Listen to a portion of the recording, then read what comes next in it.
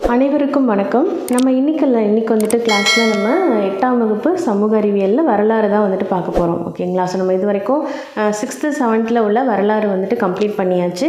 So நம்ம 6th 7th என்னெல்லாம் பார்த்தோம் அப்படின்னு சொல்லிட்டு ஒரு ரீகால் பண்ணிக்கலாம்.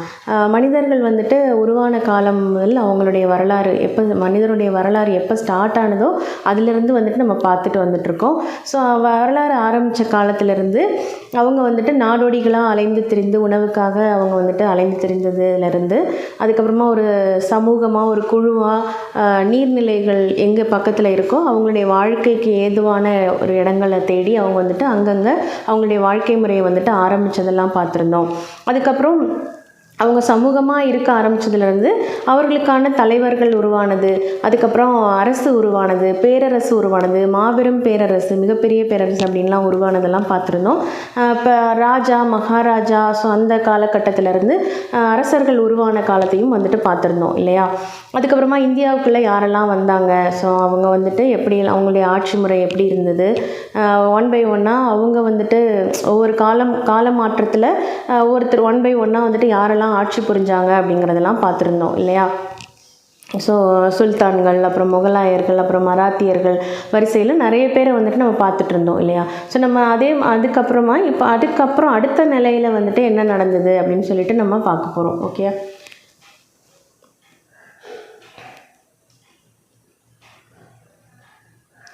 ஸோ வரலாறில் என்னெல்லாம் கொடுத்துருக்காங்க அப்படின்னா அதுக்கு அடுத்த காலகட்டத்தில் ஐரோப்பியர்களுடைய வருகை தான் முக்கியமானது இல்லையா? ஸோ அதுதான் கொடுத்துருக்காங்க. ஐரோப்பியர்களின் வருகை, வர்த்தகத்திலிருந்து பேரரசு வரை கிராம சமூகமும் வாழ்க்கை முறையும், மக்களின் புரட்சி, இந்தியாவில் கல்வி வளர்ச்சி, இந்தியாவில் தொழிலகங்களின் வளர்ச்சி, ஆங்கிலேயர் ஆட்சியில் நகர்ப்புற மாற்றங்கள், அதுக்கப்புறமா காலங்கள் தோறும் இந்திய பெண்களின் நிலை எப்படி இருந்துச்சு அப்படிங்கிறதையும் நம்ம பார்க்க போகிறோம். ஸோ ஐரோப்பியர்கள் வருகை அப்படின்னு பார்க்கும்பொழுது நம்ம முதல்ல அவங்க வந்துட்டு எதுக்காக வந்திருப்பாங்க? வர்த்தகம் மூலமாக தான் வந்துட்டு இந்தியாவுக்குள்ளே நுழைஞ்சிருப்பாங்க, வாணிகம் செய்கிறதுக்காக அவங்க வந்துட்டு நுழைஞ்சிருப்பாங்க. ஸோ அதுக்கப்புறமா படிப்படியாக அவங்க வந்து எப்படி ஆட்சியை பிடிச்சாங்க அப்படிங்கிறதுலாம் தான் வந்துட்டு நமக்கு தெளிவாக கொடுத்துருக்காங்க.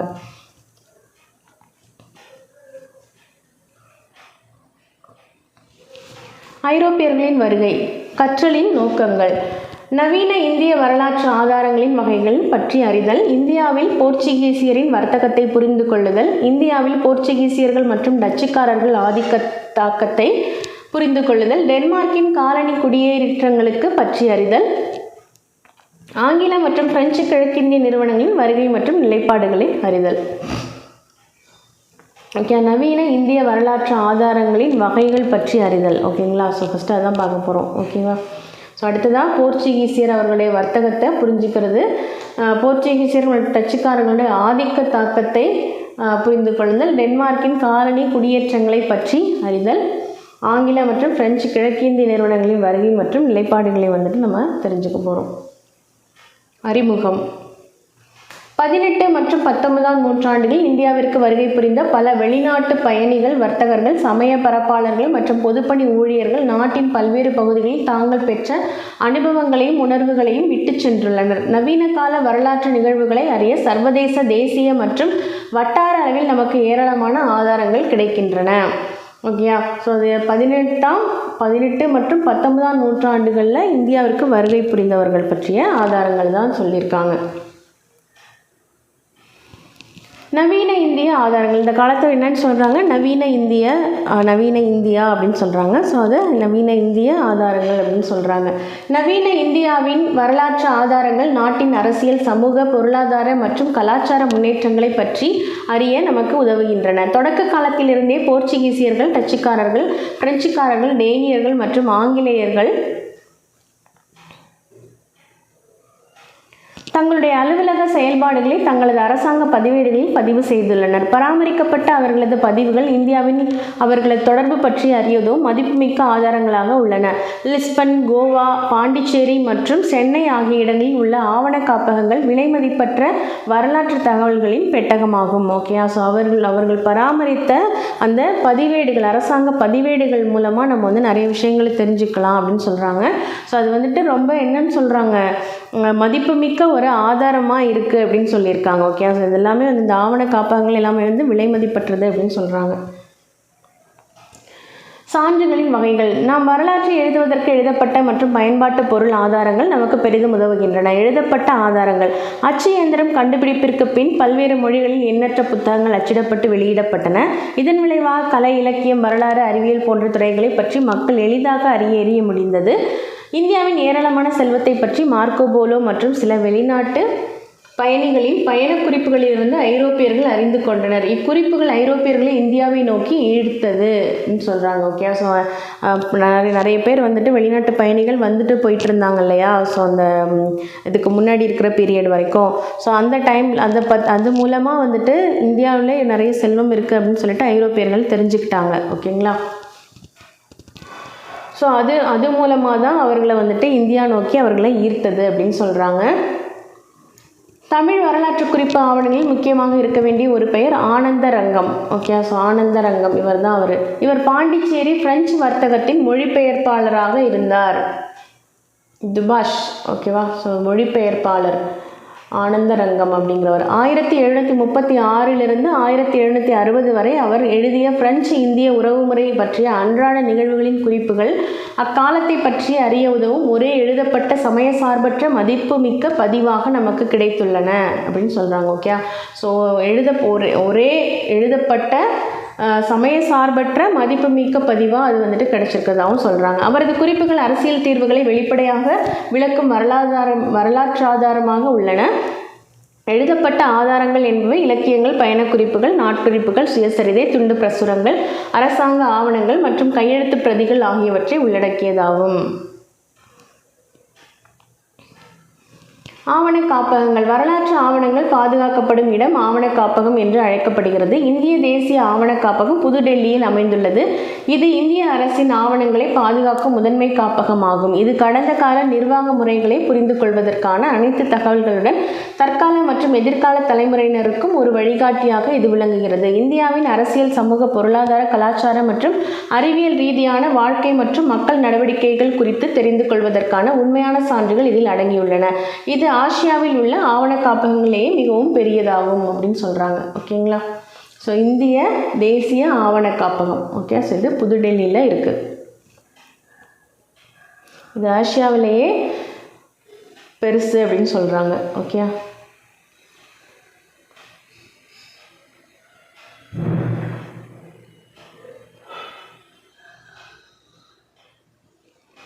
ஜார்ஜ் வில்லியம் ஃபாரஸ்ட் என்பவர் இந்திய தேசிய ஆவண காப்பகத்தின் தந்தை என அழைக்கப்படுகிறார். ஜார்ஜ் வில்லியம் ஃபாரஸ்ட் அப்படிங்கிறவர் தான் இந்திய தேசிய ஆவண காப்பகத்துடைய தந்தை அப்படின்னு சொல்லிட்டு அழைக்கப்படுகிறார். தமிழ்நாடு ஆவண காப்பகம். தற்போது தமிழ்நாடு ஆவண காப்பகம் என்று அழைக்கப்படும் சென்னை பதிப்பாசனம் சென்னையில் அமைந்துள்ளது. இது தென்னிந்தியாவின் மிக பழமையான மற்றும் மிகப்பெரிய களஞ்சியங்களில் ஒன்றாகும். அங்குள்ள பெரும்பாலான ஆவணங்கள் ஆங்கிலத்தில் உள்ளன. மேலும் அங்கு டச்சு, டேனிஷ், பாரசீக, மராத்திய நிர்வாக பதிவுகளின் தொகுப்பு பிரெஞ்சு, போர்ச்சுகீசிய, தமிழ், உருது போன்ற மொழிகளில் உள்ளன. ஸோ தமிழ்நாடு ஆவண காப்பகம் இதுதான்.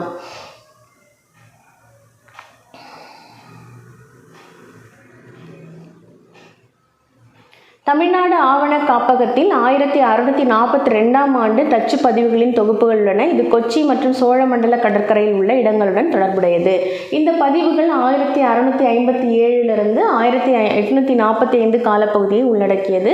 டேனிஷ் பதிவுகள் 1777 முதல் 1845 காலப்பகுதியை உள்ளடக்கியது. டாட்வெல் என்பவரின் பெரும் முயற்சியால் 1917 ஆண்டு சென்னை நாட்குறிப்பு பதிவுகள் வெளியிடப்பட்டது. வரலாற்று ஆராய்ச்சியை ஊக்குவிப்பதில் அவருக்கு இருந்த மிகுந்த ஆர்வத்தை இது காட்டுகிறது. தமிழ்நாடு ஆவண காப்பக வரலாற்றின் ஒரு புதிய அத்தியாயத்தை அவர் தொடங்கி வைத்தார்.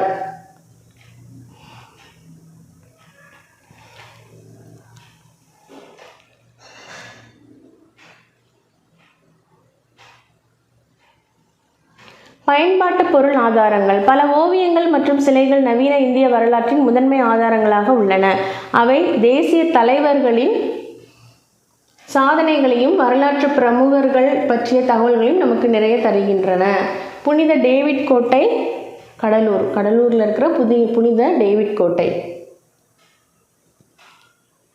இந்திய கட்டடக்கலையின் கலை அம்சம் மற்றும் தொழில்நுட்பத்தின் சான்றாக புனித பிரான்சிஸ் ஆலயம் கொச்சியில் இருக்குது, புனித லூயிஸ் கோட்டை பாண்டிச்சேரி, புனித ஜார்ஜ் கோட்டை சென்னை, புனித டேவிட் கோட்டை கடலூர், இந்தியா கேட் டெல்லி, பாராளுமன்றம், குடியரசுத் தலைவர் மாளிகை ஆகியன உள்ளன. சமய கலாச்சார வரலாற்று மதிப்புமிக்க பொருள் மூலங்கள் சேகரிக்கப்பட்டு அவை அருங்காட்சியகத்தில் பாதுகாக்கப்படுகின்றன. இந்த அருங்காட்சியகங்கள் நமது கலாச்சாரத்தை பாதுகாத்து மேம்படுத்த உதவுகின்றன.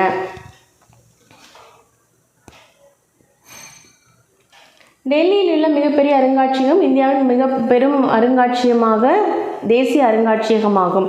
இது 1949ஆம் ஆண்டு நிறுவப்பட்டது. நிர்வாக வரலாற்றை அறிய ஒரு சிறந்த ஆதாரமாக நாணயங்கள் திகழ்கின்றன. நவீன இந்தியாவில் முதல் நாணயம் கிபி 1862ஆம் ஆண்டில் ஆங்கிலேய ஆட்சியில் வெளியிடப்பட்டது. ஓகேங்களா. ஸோ நவீன இந்தியாவின் முதல் நாணயம் எப்போ வெளியிட்டிருக்காங்க? 1862 வெளியிட்டிருக்கிறாங்க. அது எப்போ? ஆங்கில ஆட்சியில் தான் வெளியிடப்பட்டிருக்கு. ராணி விக்டோரியாவுக்கு பிறகு அரியணை ஏறிய மன்னர் 7ஆம் எட்வர்டு தனது உருவம் தாங்கிய நாணயத்தை வெளியிட்டார். ரிசர்வ் வங்கி 1935இல் முறையாக நிறுவப்பட்டு இந்திய அரசின் ரூபாய் நோட்டுகளை வெளியிடும் அதிகாரத்தை பெற்றது. மன்னர் 6ஆம் ஜார்ஜ் உருவம் தாங்கிய இந்தியாவின் முதல் 5 ரூபாய் நோட்டு ஜனவரி 1938 ரிசர்வ் வங்கியால் வெளியிடப்பட்டது அப்படின்னு சொல்கிறாங்க. 1690இல் புனித டேவிட் கோட்டை ஆங்கிலேயரால் கடலூரில் கட்டப்பட்டது. 1690 கட்டப்பட்டது புனித டேவிட் கோட்டை கடலூரில். ஸோ அடுத்ததாக ஒரு மேப் கொடுத்துருக்காங்க. வாஸ்கோட காமாவின் கடல் வழி பயணம். Okay, Lisbon to Kozhikode 1497 1498. அப்போ அவர் வந்துட்டு போய் தான் அதில் குறிப்புகள் எழுதி வச்சுருக்காரு. இந்தியா ஒரு வளமிக்க நாடு, செல்வம் மிகுந்த நாடு அப்படின்னு சொல்லிட்டு எழுதி வச்சுருக்காரு. இங்கே இருக்குது பாருங்கள், அவர் வந்துட்டு போன வழிகள் இருக்குது. ஓகே, லிஸ்பன்லேருந்து இந்த சைடு இப்படி வந்திருக்காரு. அப்புறம் கள்ளிக்கோட்டையிலேருந்து திரும்ப லிஸ்பனுக்கு போயிருக்காரு.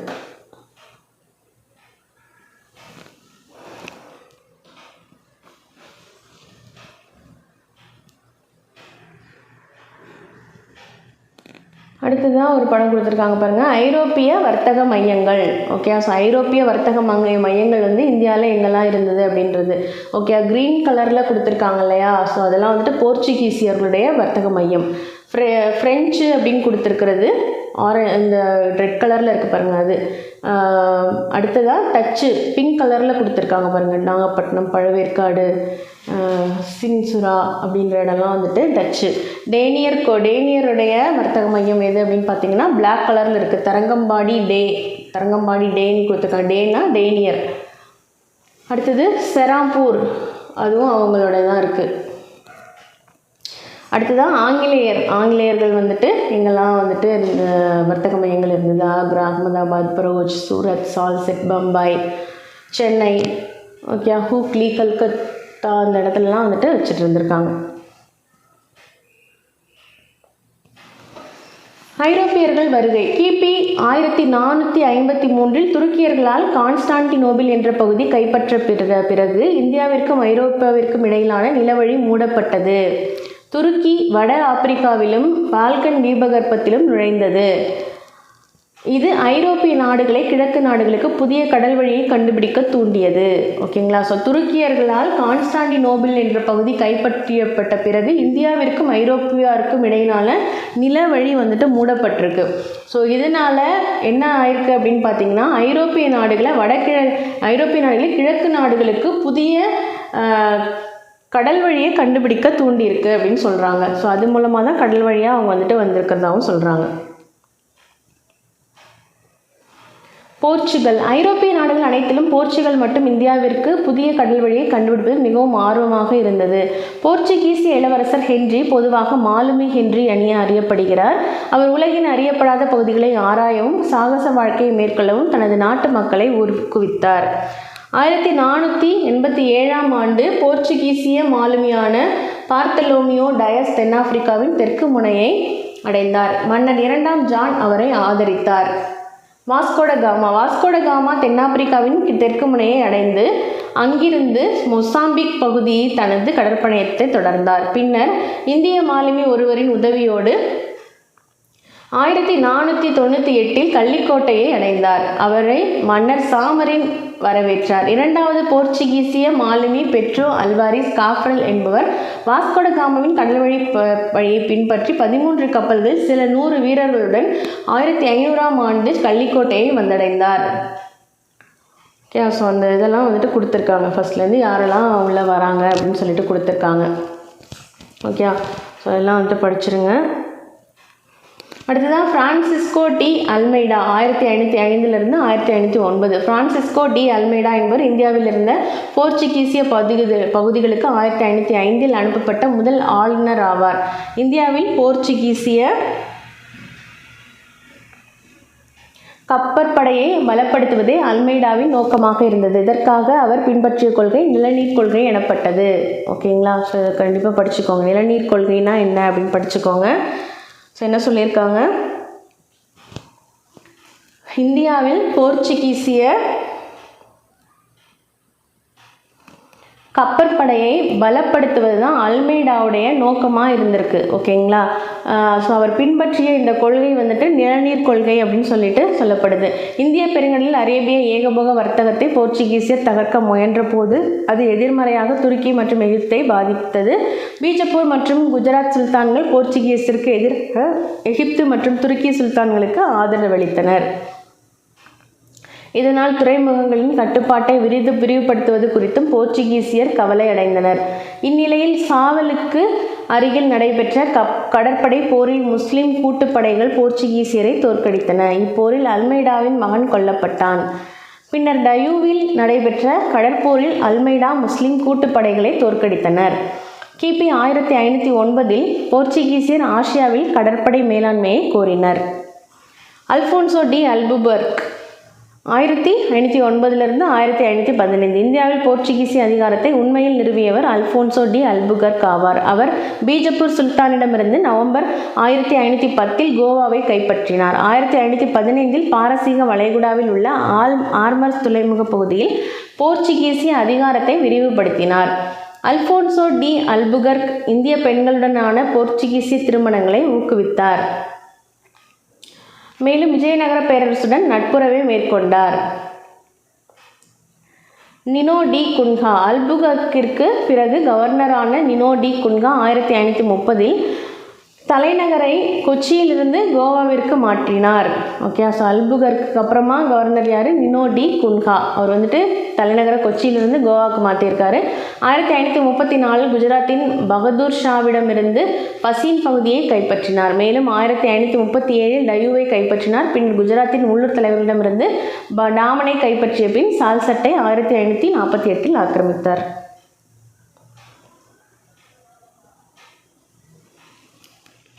இவ்வாறு போர்ச்சுகீசியர் 16ஆம் நூற்றாண்டில் இந்தியாவில் மேற்கு கடற்கரையில் கோவா, டயூ, டாமன், சால்செட், பசீன், சவுல் மற்றும் பம்பாய் போன்ற பகுதிகளை கைப்பற்றுவதில் வெற்றி பெற்றனர். ஓகேங்களா? ஸோ ஜஸ்ட் ஒரு ரீடிங் விட்டுக்கோங்க. ஓகேங்களா? ஸோ கண்டிப்பாக வந்துட்டு ரீடிங் விட்டுக்கோங்க, ஸ்கிப் பண்ணிவிட்டு போயிட வேண்டாம். ஓகே, வங்காள கடற்கரையில் ஹூக்ளி, சென்னை கடற்கரையில் சாந்தோம் போன்ற பகுதிகளை கைப்பற்றினர். போர்ச்சுகீசியர் இந்தியாவில் புகையிலை சாகுபடியை அறிமுகப்படுத்தினார். போர்ச்சுகீசியரின் செல்வாக்கினால் கத்தோலிக்க கிறித்துவம் இந்தியாவின் கிழக்கு மேற்கு கடற்கரையோர சில பகுதிகளில் பரவியது. 1556 போர்ச்சுகீசியரால் கோவாவில் அச்சு இயந்திரம் அமைக்கப்பட்டது. அச்சு இயந்திரத்தின் உதவியால் ஓர் ஐரோப்பிய எழுத்தாளர் 1563 கோவாவில் இந்திய மருத்துவ தாவரங்கள் என்ற நூலை அச்சிட்டு வெளியிட்டார். 17ஆம் நூற்றாண்டில் போர்ச்சுகீசிய அதிகாரம் படிப்படியாக டச்சுவிடம் வீழ்ச்சியடைந்தது. மேலும் 1739ஆம் ஆண்டில் போர்ச்சுகீசிய அதிகாரம் கோவா, டயூ, டாமன் ஆகியவற்றோடு நின்று போனது. ஓகே, ஸோ 17ஆம் நூற்றாண்டில் போர்ச்சுகீசிய அதிகாரம் படிப்படியாக டச்சுக்காரர்களோட வீழ்ச்சி அடைந்ததாக சொல்லியிருக்காங்க. ஓகே, மேலும் 1739ஆம் ஆண்டில் போர்ச்சுகீசிய அதிகாரம் கோவா, டயூ, டாமன் ஆகியவற்றோடு நின்று போனது. அங்கே மட்டும்தான் அவங்க இருந்தாங்க, மற்ற இடத்துலலாம் அவங்களுடைய அதிகாரம் போயிடுச்சு. அடுத்ததான் டச்சுக்காரர்கள். போர்ச்சுகீசியர்களை தொடர்ந்து டச்சுக்காரர்கள் இந்தியாவிற்கு வருகை புரிந்தனர். 1602 நெதர்லாந்து ஐக்கிய கிழக்கிந்திய கம்பெனி என்ற நிறுவனம் தொடங்கப்பட்டு கிழக்கிந்திய நாடுகளில் வர்த்தகம் செய்ய அரசிடமிருந்து அனுமதியும் பெற்றது. டச்சுக்காரர்கள் இந்தியாவிற்கு வந்த பிறகு அவர்களின் வர்த்தக மையத்தை மசூலிப்பட்டினம் என்ற இடத்தில் நிறுவினர். பின்னர் கிபி 1605 போர்ச்சுகீசியரிடமிருந்து அம்பாயினாவை கைப்பற்றி இந்தோனேஷியா தீவில் ஆதிக்கத்தை நிலைநிறுத்தினர். இந்தோனேஷியா தீவு ஸ்பைஸ் ஐலாண்ட் அப்படின்னு சொல்கிறாங்க. மேலும் போர்ச்சுகீசியரிடமிருந்து நாகப்பட்டினத்தை கைப்பற்றி தென்னிந்தியாவின் தங்களை வலிமைப்படுத்தி கொண்டனர். ஆரம்பத்தில் பழவேற்காடு புலிகட் டச்சுக்காரர்களின் தலைநகரமாக இருந்தது. பின்னர் 1690 பழவேற்காட்டிலிருந்து தலைநகரை நாகப்பட்டினத்திற்கு மாற்றிக்கொண்டனர். இந்திய பொருட்களான பட்டு, பருத்தி, இண்டிகோ, அரிசி மற்றும் அபினி ஆகியவை டச்சுக்காரர்கள் வர்த்தகம் செய்த பொருட்களாகும். கருப்பு மிளகு மற்றும் மற்ற நறுமணப் பொருட்கள் மீதான வியாபாரத்தில் அவர்கள் ஏகபோக உரிமை பெற்றிருந்தனர். இந்தியாவில் பழவேற்காடு, சூரத், சின்சுரா, காசிம் பஜார், பாட்னா, நாகப்பட்டினம், பாலசோர் மற்றும் கொச்சின் போன்ற இடங்களில் அவர்களது முக்கிய வர்த்தக மையங்கள் இருந்தன. ஓகேங்களா. ஸோ டச்சுக்காரர்களுடையது எங்கெல்லாம் இருந்ததுன்னு பார்த்தீங்கன்னா பழவேற்காடு, சூரத், சின்சுரா, காசிம் பஜார், பாட்னா, நாகப்பட்டினம், பாலசோர் மற்றும் கொச்சின். ஆங்கில கிழக்கிந்திய கம்பெனி 17ஆம் நூற்றாண்டு முழுவதும் டச்சு மற்றும் போர்ச்சுகீசியர்களுக்கு போட்டியாக இருந்தது. இந்நிலையில் 1623 டச்சுக்காரர்கள் அம்பாய்னாவில் 10 ஆங்கில வியாபாரிகள் மற்றும் 9 ஜப்பானியர்களை இரக்கமின்றி கொன்றனர். இந்நிகழ்வை டச்சு மற்றும் ஆங்கிலேயர்களிடையே மேலும் பகைமையை வளர்த்தது. 1759 நடைபெற்ற ஃபெடரா போரில் ஆங்கிலேயர்கள் டச்சுக்காரர்களை தோற்கடித்தனர். தொடர்ந்து டச்சு இறுதி வீழ்ச்சியை எட்டியது. ஒன்றன் பின் ஒன்றாக தனது குடியேற்றங்களை ஆங்கிலேயரிடம் இழந்த டச்சு 1795 முழுமையாக ஆங்கிலேயரிடம் ஒப்படைத்தது. ஓகேங்களா. அடுத்ததாக பாருங்கள், தமிழ்நாட்டில் டச்சுக்காரர்கள் 1502 முதல் பழவேற்காட்டின் மீது கட்டுப்பாட்டை ஏற்படுத்திய போர்ச்சுகீசியர்கள் டச்சுக்காரர்களால் தங்களின் ஆதிக்கத்தை இழந்தனர். பழவேற்காட்டில் டச்சுக்காரர்கள் 1613 கெல்ட்ரியா கோட்டையை கட்டினர். இந்த கோட்டை ஒரு காலத்தில் டச்சு அதிகார மையத்தின் இருப்பிடமாக இருந்தது. கெல்ட்ரியா கோட்டை பழவேற்காடு. அக்காலத்தில் பழவேற்காட்டிலிருந்து வைரங்கள் மேற்கத்திய நாடுகளுக்கு ஏற்றுமதி செய்யப்பட்டன. நாகப்பட்டினம், புன்னக்காயல், பரங்கிப்பேட்டை, கடலூர் மற்றும் தேவனாம்பட்டினம் ஆகியன டச்சுக்காரர்களின் கோட்டைகள் மற்றும் கைப்பற்றிய பகுதிகளாகும். நெக்ஸ்ட் ஆங்கிலேயர்களுடைய வருகை. இங்கிலாந்து ராணி எலிசபெத் கிழக்கிந்திய நாடுகளுடன் வர்த்தகம் செய்ய கவர்னர் மற்றும் லண்டன் வர்த்தகர்கள் நிறுவனத்திற்கு 1600 டிசம்பர் 31 அன்று ஒரு அனுமதி பட்டயம் வழங்கினார். அந்த நிறுவனம் ஒரு கவர்னர் மற்றும் 24 இயக்குநர்களை கொண்டிருந்தது. 1608ஆம் ஆண்டு ஜஹாங்கீர் அவைக்கு மாலுமி வில்லியம் ஹாக்கின்ஸ் சில சலுகைகளை பெற அனுப்பி வைக்கப்பட்டார். அவர் சூரத் நகரில் ஒரு வணிக மையத்தை அமைக்க அனுமதி கோரினார். ஆனால் போர்ச்சுகீசிய தலையீட்டால் ஜஹாங்கீர் அனுமதி வழங்கவில்லை. இந்நிலையில் 1612 சூரத் அருகே நடைபெற்ற கடற்போரில் ஆங்கில தளபதி தாமஸ் பெஸ்ட் போர்ச்சுகீசிய கடற்படையை தோற்கடித்தார். பேரரசர் ஜஹாங்கீர் 1613 சூரத்தில் ஆங்கில வர்த்தக மையத்தை அமைக்க அனுமதித்தார்.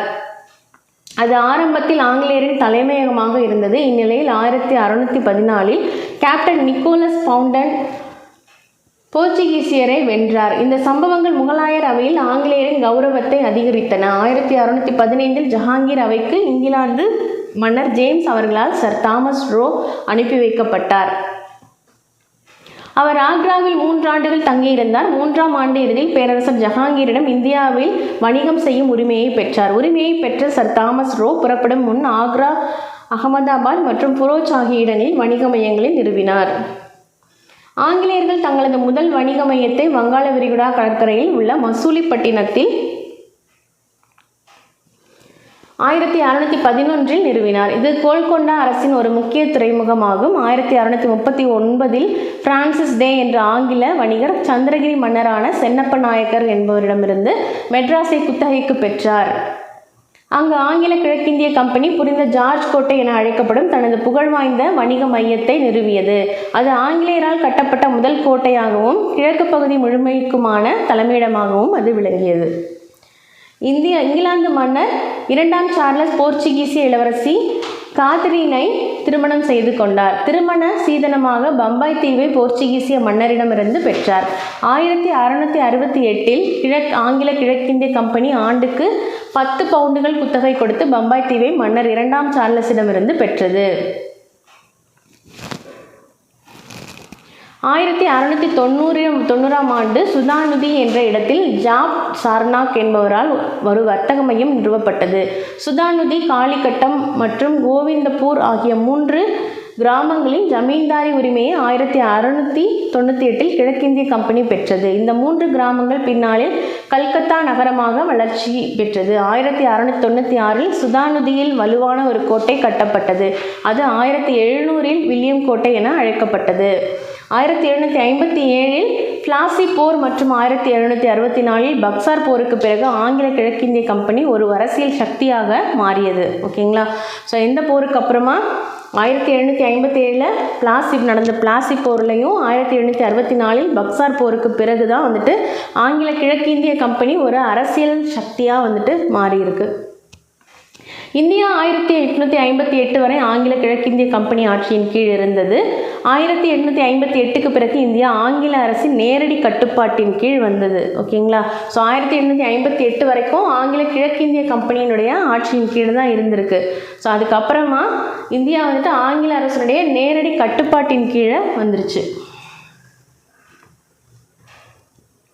அடுத்ததான் டேனியர்கள் பற்றி கொடுத்துருக்காங்க. டென்மார்க் அரசர் 4ஆம் கிறிஸ்டியன் 1616 மார்ச் 17இல் ஒரு பட்டயத்தை வெளியிட்டு டேனிஷ் கிழக்கிந்திய நிறுவனத்தை உருவாக்கினார். அவர்கள் 1620இல் தரங்கம்பாடி, தமிழ்நாட்டில் இருக்கிற தரங்கம்பாடி, ஓகேங்களா? ஸோ 1676இல் செராம்பூர் ஆகிய குடியேற்றங்களை நிறுவினார். செராம்பூர் டேனியர்களின் இந்திய தலைமையிடமாக இருந்தது. டேனியர்கள் இந்தியாவில் தங்களை பலப்படுத்திக் கொள்ள தவறிவிட்டனர். எனவே 1845இல் டேனியர்கள் இந்தியாவில் இருந்த தங்கள் குடியேற்றங்கள் அனைத்தையும் ஆங்கில அரசுக்கு விற்றனர். தரங்கம்பாடியை டேனியர்கள் டானிஸ்பர்க் என அழைத்தனர். சீகன் பால்கு என்பவரை டென்மார்க்கில் அரசர் இந்தியாவிற்கு அனுப்பினார். அவர் தரங்கம்பாடியில் ஒரு அச்சுக்கூடத்தை நிறுவினார். தரங்கம்பாடி கோட்டை. பிரெஞ்சு கிழக்கிந்திய நிறுவனம் மன்னர் 14ஆம் லூயியின் அமைச்சரான கால்பர்ட் என்பவரால் 1664இல் உருவாக்கப்பட்டது. 1667இல் பிரான்ஸ்காயின் கரோன் தலைமையின் கீழ் ஒரு குழு இந்தியாவிற்கு பயணம் மேற்கொண்டது. வியாபாரத்திற்காக இந்தியாவிற்கு வருகை தந்த ஐரோப்பிய நாடுகளுடன் கடைசி ஐரோப்பிய நாடு பிரான்ஸ் ஆகும். ஓகே, ஸோ இந்தியாவிற்கு வருகை தந்த ஐரோப்பிய நாடுகளில் கடைசி ஐரோப்பிய நாடு எது? பிரான்ஸ். ஓகே, ஸோ இந்தியாவில் முதல் பிரெஞ்சு வணிக மையத்தை கரோன் என்பவர் சூரத் நகரில் நிறுவினார். 1669இல் மார்க்கரா என்பவர் கோல்கொண்டா சுல்தானின் அனுமதி பெற்று பிரான்சின் 2வது வர்த்தக மையத்தை மசூலிப்பட்டினத்தில் நிறுவினார்.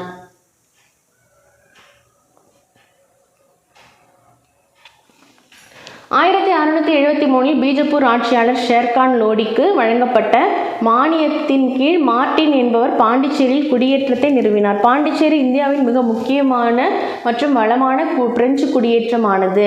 பாண்டிச்சேரியில் செயின்ட் லூயிஸ் எனப்படும் கோட்டையை பிரான்காய்ஸ் மார்டின் கட்டினார். வங்காளத்தின் முகலாய ஆளுநராக செயிஸ்டகானின் அனுமதி பெற்று 1673இல் பிரெஞ்சு கிழக்கிந்திய கம்பெனி கல்கத்தாவிற்கு அருகே சந்திரநாகூர் என்ற நகரை நிர்மாணித்தது. பிரெஞ்சு கிழக்கிந்திய நிறுவனம் இந்தியாவின் பல்வேறு இடங்களில் வர்த்தக மையங்களை நிறுவியது. குறிப்பாக கடலோர பகுதிகளான மாஹி, காரைக்கால், பாலசோர் மற்றும் காசிம் பஜார் போன்ற இடங்கள் முக்கியமானவை ஆகும்.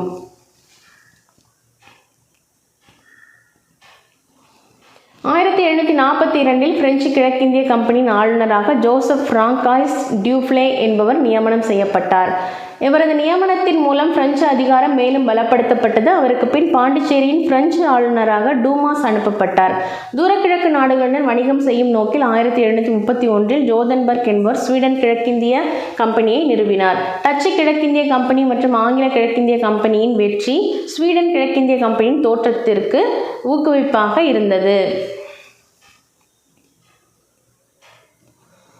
முடிவுரை. போர்ச்சுகீசியர்கள் டச்சுக்காரர்களால் முறியடிக்கப்பட்ட பின்னர் ஆங்கிலேயரால் வெளியேற்றப்பட்டனர். அதன் பின் இந்தியாவில் பிரெஞ்சுக்காரர்கள் வர்த்தகம் மற்றும் அரசியல் ஆதிக்க போட்டியில் ஆங்கிலேயரை எதிர்கொள்ள வேண்டியிருந்தது. பிரெஞ்சுக்காரர்கள் வர்த்தகத்தை புறக்கணித்து இந்தியா மற்றும் பிற ஐரோப்பிய நாடுகளுடன் போரில் ஈடுபட்டனர். அதன் விளைவாக ஆங்கிலேயருடன் நடைபெற்ற 3 கர்நாடக போர்களும் பிரான்சை நலிவடைய செய்தன. அது ஆங்கிலேயர்களின் பிராந்திய விரிவாக்கத்திற்கு புத்தெழுச்சியை கொடுத்தது. போர்ச்சுகீசியர்கள், டச்சு, டேனிஷ் மற்றும் பிரெஞ்சு ஆகியவற்றின் மீதான ஆங்கிலேயரின் வெற்றிக்கு ஆங்கிலேயரின் வணிக ரீதியான போட்டி, உயர்ந்த தியாகம், அரசின் ஆதரவு, கடற்படை மேலாதிக்கம், தேசியத்தன்மை மற்றும் ஐரோப்பாவில் அவர்களின் அதிகாரம் ஆகியன காரணமாயின. மீள்பார்வை. தமிழ் வரலாற்று குறிப்பு ஆவணங்களில் முக்கியமாக இருக்க வேண்டிய ஒரு பெயர் ஆனந்தரங்கம் அப்படின்னு பார்த்துருந்தோம் இல்லையா. தமிழ்நாடு ஆவண காப்பகம் டிஎன்ஏ என அழைக்கப்படும் சென்னை பதிவாளர் அலுவலகம் சென்னையில் அமைந்துள்ளது. ஓகே. ஸோ போர்ச்சுகீசிய இளவரசர் ஹென்றி பொதுவாக மாலுமி ஹென்றி அப்படின்னு சொல்லிட்டு அழைக்கப்படுகிறார். பிரான்சிஸ் டி அல்மெய்டா நிலநீர் கொள்கையை பின்பற்றினார். ஓகே. ஸோ நிலநீர் கொள்கையை நம்ம வந்துட்டு பார்த்துருந்தோம். முகலாய பேரரசர் ஜஹாங்கீர் சூரத்தில் வர்த்தக மையம் அமைக்க ஆங்கில கிழக்கிந்திய கம்பெனிக்கு 1613 அனுமதி வழங்கினார். பிரெஞ்சு கிழக்கிந்திய கம்பெனி 1664 கால்பர்ட் என்பவரால் உருவாக்கப்பட்டது. பாண்டிச்சேரி பிரான்சின் மிக முக்கியமான மற்றும் வளமான குடியேற்றமாக விளங்கியது. கலைச்சொற்கள். சமயப்பரப்பு குழுவினர் அப்படின்னா மிஷனரிஸ், ரிலீஜியஸ் மிஷன்ஸ். பிரசுரங்கள், பேம்ப்ளெட்ஸ். ஸோ இப்போவும் சொல்கிறோம் இல்லையா, பேம்ப்ளெட்ஸ் அப்படின்னு சொல்லுவோம் இல்லையா, ஸோ தான் பிரசுரங்கள். Small booklet. ஆவண காப்பகம், archives, the place where historical documents and record are kept. கையெழுத்து பிரதிகள், manuscript. Hand written books are documents. களஞ்சியம் அப்படின்னா ரெபாசிட்ரி, இது ஆல்ரெடி நம்ம பார்த்துருக்கோம். A person or thing regarded as a store of information. கடற்பயணம், வாயேஜ், இதுவும் நம்ம ஆல்ரெடி பார்த்துருக்கோம். A long journey especially by ship. முற்றுரிமை, monopoly. Exclusive control or possession of something. கடல் வழி வல்லுனர், மாலுமி அப்படின்னா navigator. In earlier times a person who explored by ship. Okay. அடுத்ததான் பயிற்சி வினாக்கள் வந்துட்டு பயிற்சி பண்ணி பாருங்கள். ஆன்சருக்கு தெரியலை அப்படிங்கும் பொழுது மறுபடியும் லெசனை வந்துட்டு ஒரு தடவை ரீடிங் விட்டுட்டு அதுக்கப்புறம் ஆன்சர் பண்ணுங்கள். பின்னாடி இருக்கிற பயிற்சி வினாக்களை ஸ்கிப் பண்ணிட வேண்டாம்.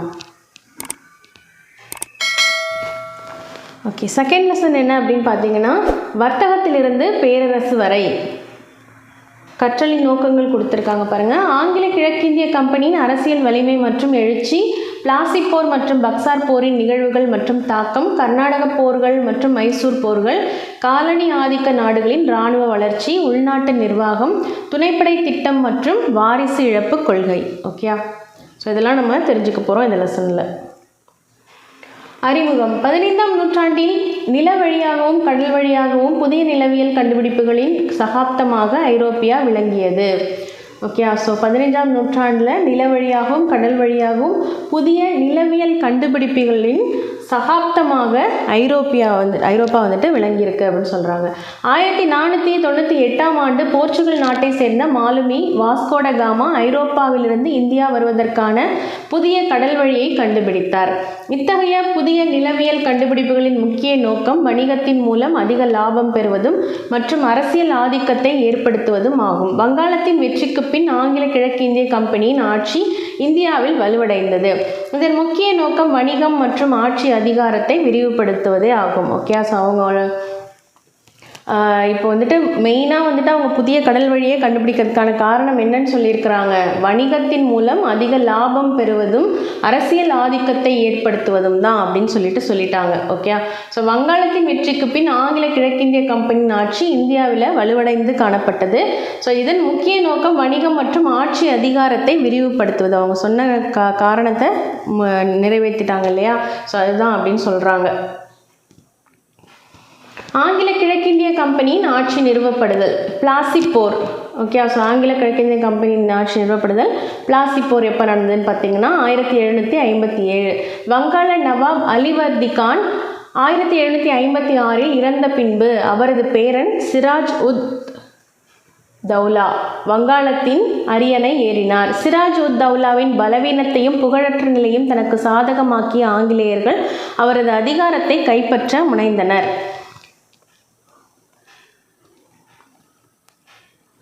இங்கே ஒரு இது கொடுத்துருக்காங்க பாருங்கள்.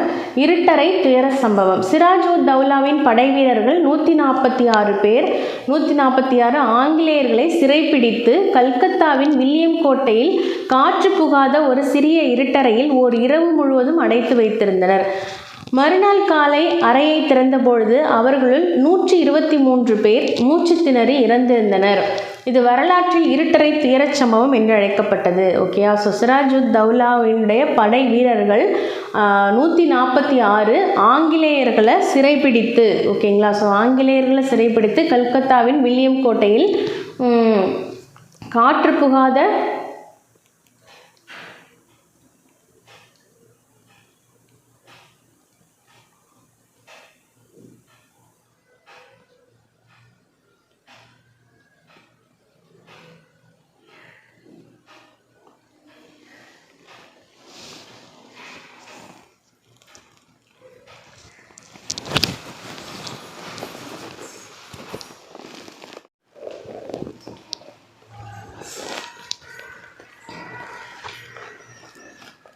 ஓகேயா? ஸோ காற்று புகாத ஒரு இருட்டறை, ஓகேங்களா, ஸோ அது இந்த அளவுள்ள ஒரு சின்ன ஒரு ரூமில் வந்துட்டு அடைச்சி போட்டிருக்காங்க. ஒரு 146 பேர், ஓகேங்களா. ஸோ அவங்க வந்துட்டு ஒரு நாள் நைட் ஃபுல்லாக அதில் இருந்ததில் மூச்சு திணறி இறந்து போயிருக்காங்க. 123 பேர் இறந்து போயிருக்காங்க, ஓகேங்களா. ஸோ அதை தான் வந்துட்டு என்னன்னு சொல்கிறாங்க, இருட்டறை துயர சம்பவம் அப்படின்னு சொல்கிறாங்க. ஓகே, அடுத்ததான் பிளாசி போர் 1757. அதை பற்றி பார்க்கலாம். இங்கே ஆங்கிலேயரின் இவ்வெண்ணத்தை புரிந்து கொண்ட சிராஜ் உத் தௌலா அவர்களுக்கு பாடம் புகட்ட எண்ணினார். கல்கத்தாவில் உள்ள அவர்களது குடியேற்ற பகுதிகள் மீது தாக்குதல் நடத்தி வங்காளத்தின் காசிம் பஜாரில் அமைந்துள்ள வணிக மையத்தை கைப்பற்றினார். 1756 ஜூன் 20 அன்று ஆங்கிலேயரின் வில்லியம் கோட்டை நவாப்பிடம் சரணடைந்தது. ஆனால் ஆங்கில படைத்தளபதி ராபர்ட் கிளைவ் கல்கத்தாவை மீட்டார். இறுதியாக 1757 பிப்ரவரி 9ஆம் நாள் நடைபெற்ற அலிகர் உடன்படிக்கையின்படி சிராஜ் உத் தௌலா ராபர்ட் கிளைவின் நிபந்தனைகள் அனைத்தையும் ஏற்றார். பின்னர் மார்ச் 1757 பிரெஞ்சு குடியேற்றமான சந்திரநாகூரை ஆங்கிலேயர் கைப்பற்றினார். பிளாசி போரானது சிராஜ் உத் தௌலா பிரெஞ்சு கூட்டணிக்கும் மற்றும் ஆங்கில கிழக்கிந்திய கம்பெனிக்கும் இடையே 1757 ஜூன் 23ஆம் நாள் நடைபெற்றது. இப்போரில் சிராஜ் உத் தௌலாவின் படைகளை ராபர்ட் கிளைவ் தலைமையிலான ஆங்கில கிழக்கிந்திய கம்பெனியின் படைகள் தோற்கடித்தன. இப்போரின் முடிவில் ஏற்பட்ட குழப்பத்தால் கம்பெனி வங்காள கருவூலத்தின் மூலம் கிடைத்த பெரும் செல்வத்தை கொண்டு இராணுவத்தை பலப்படுத்தியது. பிளாசி போர் வெற்றி ஆங்கிலேயரது அரசியல் அதிகாரத்தை இந்தியாவில் தொடங்கி வைத்தது மட்டுமல்லாமல் அடுத்த 2 நூற்றாண்டுகளுக்கு அவர்களது ஆதிக்கத்தை நீடிக்கவும் செய்தது. ஓகேவா? ஸோ அவங்களுடைய ஆதிக்கத்தை நீடிக்க செய்ததுக்கான ஒரு முக்கியமான போர் என்னென்னா பிளாசி போர் அப்படின்னு சொல்கிறாங்க. அடுத்ததாக பக்சார் போர். பக்சார் போர் அப்படிங்கிறது 1764. 1757ஆம் ஆண்டு பிளாசி போருக்கு பின் வங்காளம், பீகார், ஒரிசா ஆகிய பகுதிகளில் ஆங்கிலேயர்கள் தடையில்லா வணிக உரிமை பெற்றனர். வங்காளத்தின் 24 பர்கானா எனும் பகுதியை ஆங்கிலேயர் பெற்றனர். பிளாசி போருக்கு பின் வங்காளத்தின் அரியணை ஏறிய மீர் ஜாஃபர் 1757 1760 ஆங்கிலேயர்களின் கோரிக்கைகளை நிறைவேற்ற தவறியதால் அவரை கட்டாயப்படுத்தி பதவியிலிருந்து நீக்கிவிட்டு அவரது மருமகன் மீர் காசிம் என்பவரை வங்காள நவாப் ஆக்கினர். ஓகேங்களா? ஸோ கட்டாயப்படுத்தி அவரை வந்துட்டு இதிலேருந்து நீக்கி விட்டுட்டு என்ன பண்ணுறாங்க, அவருடைய மருமகனை வந்துட்டு மீர் காசிம்ங்கிறவரை வங்காள நவாபாக ஆக்கியிருக்காங்க. யாரை நீக்கிட்டு மீர் ஜாபரை வந்துட்டு நீக்கிட்டு மீர் காசிமை வந்துட்டு வச்சுருக்காங்க. மீர் காசிம் ஆங்கிலேயருக்கு புர்த்வான், மிட்னாப்பூர், சிட்டகாங் ஆகிய பகுதிகளை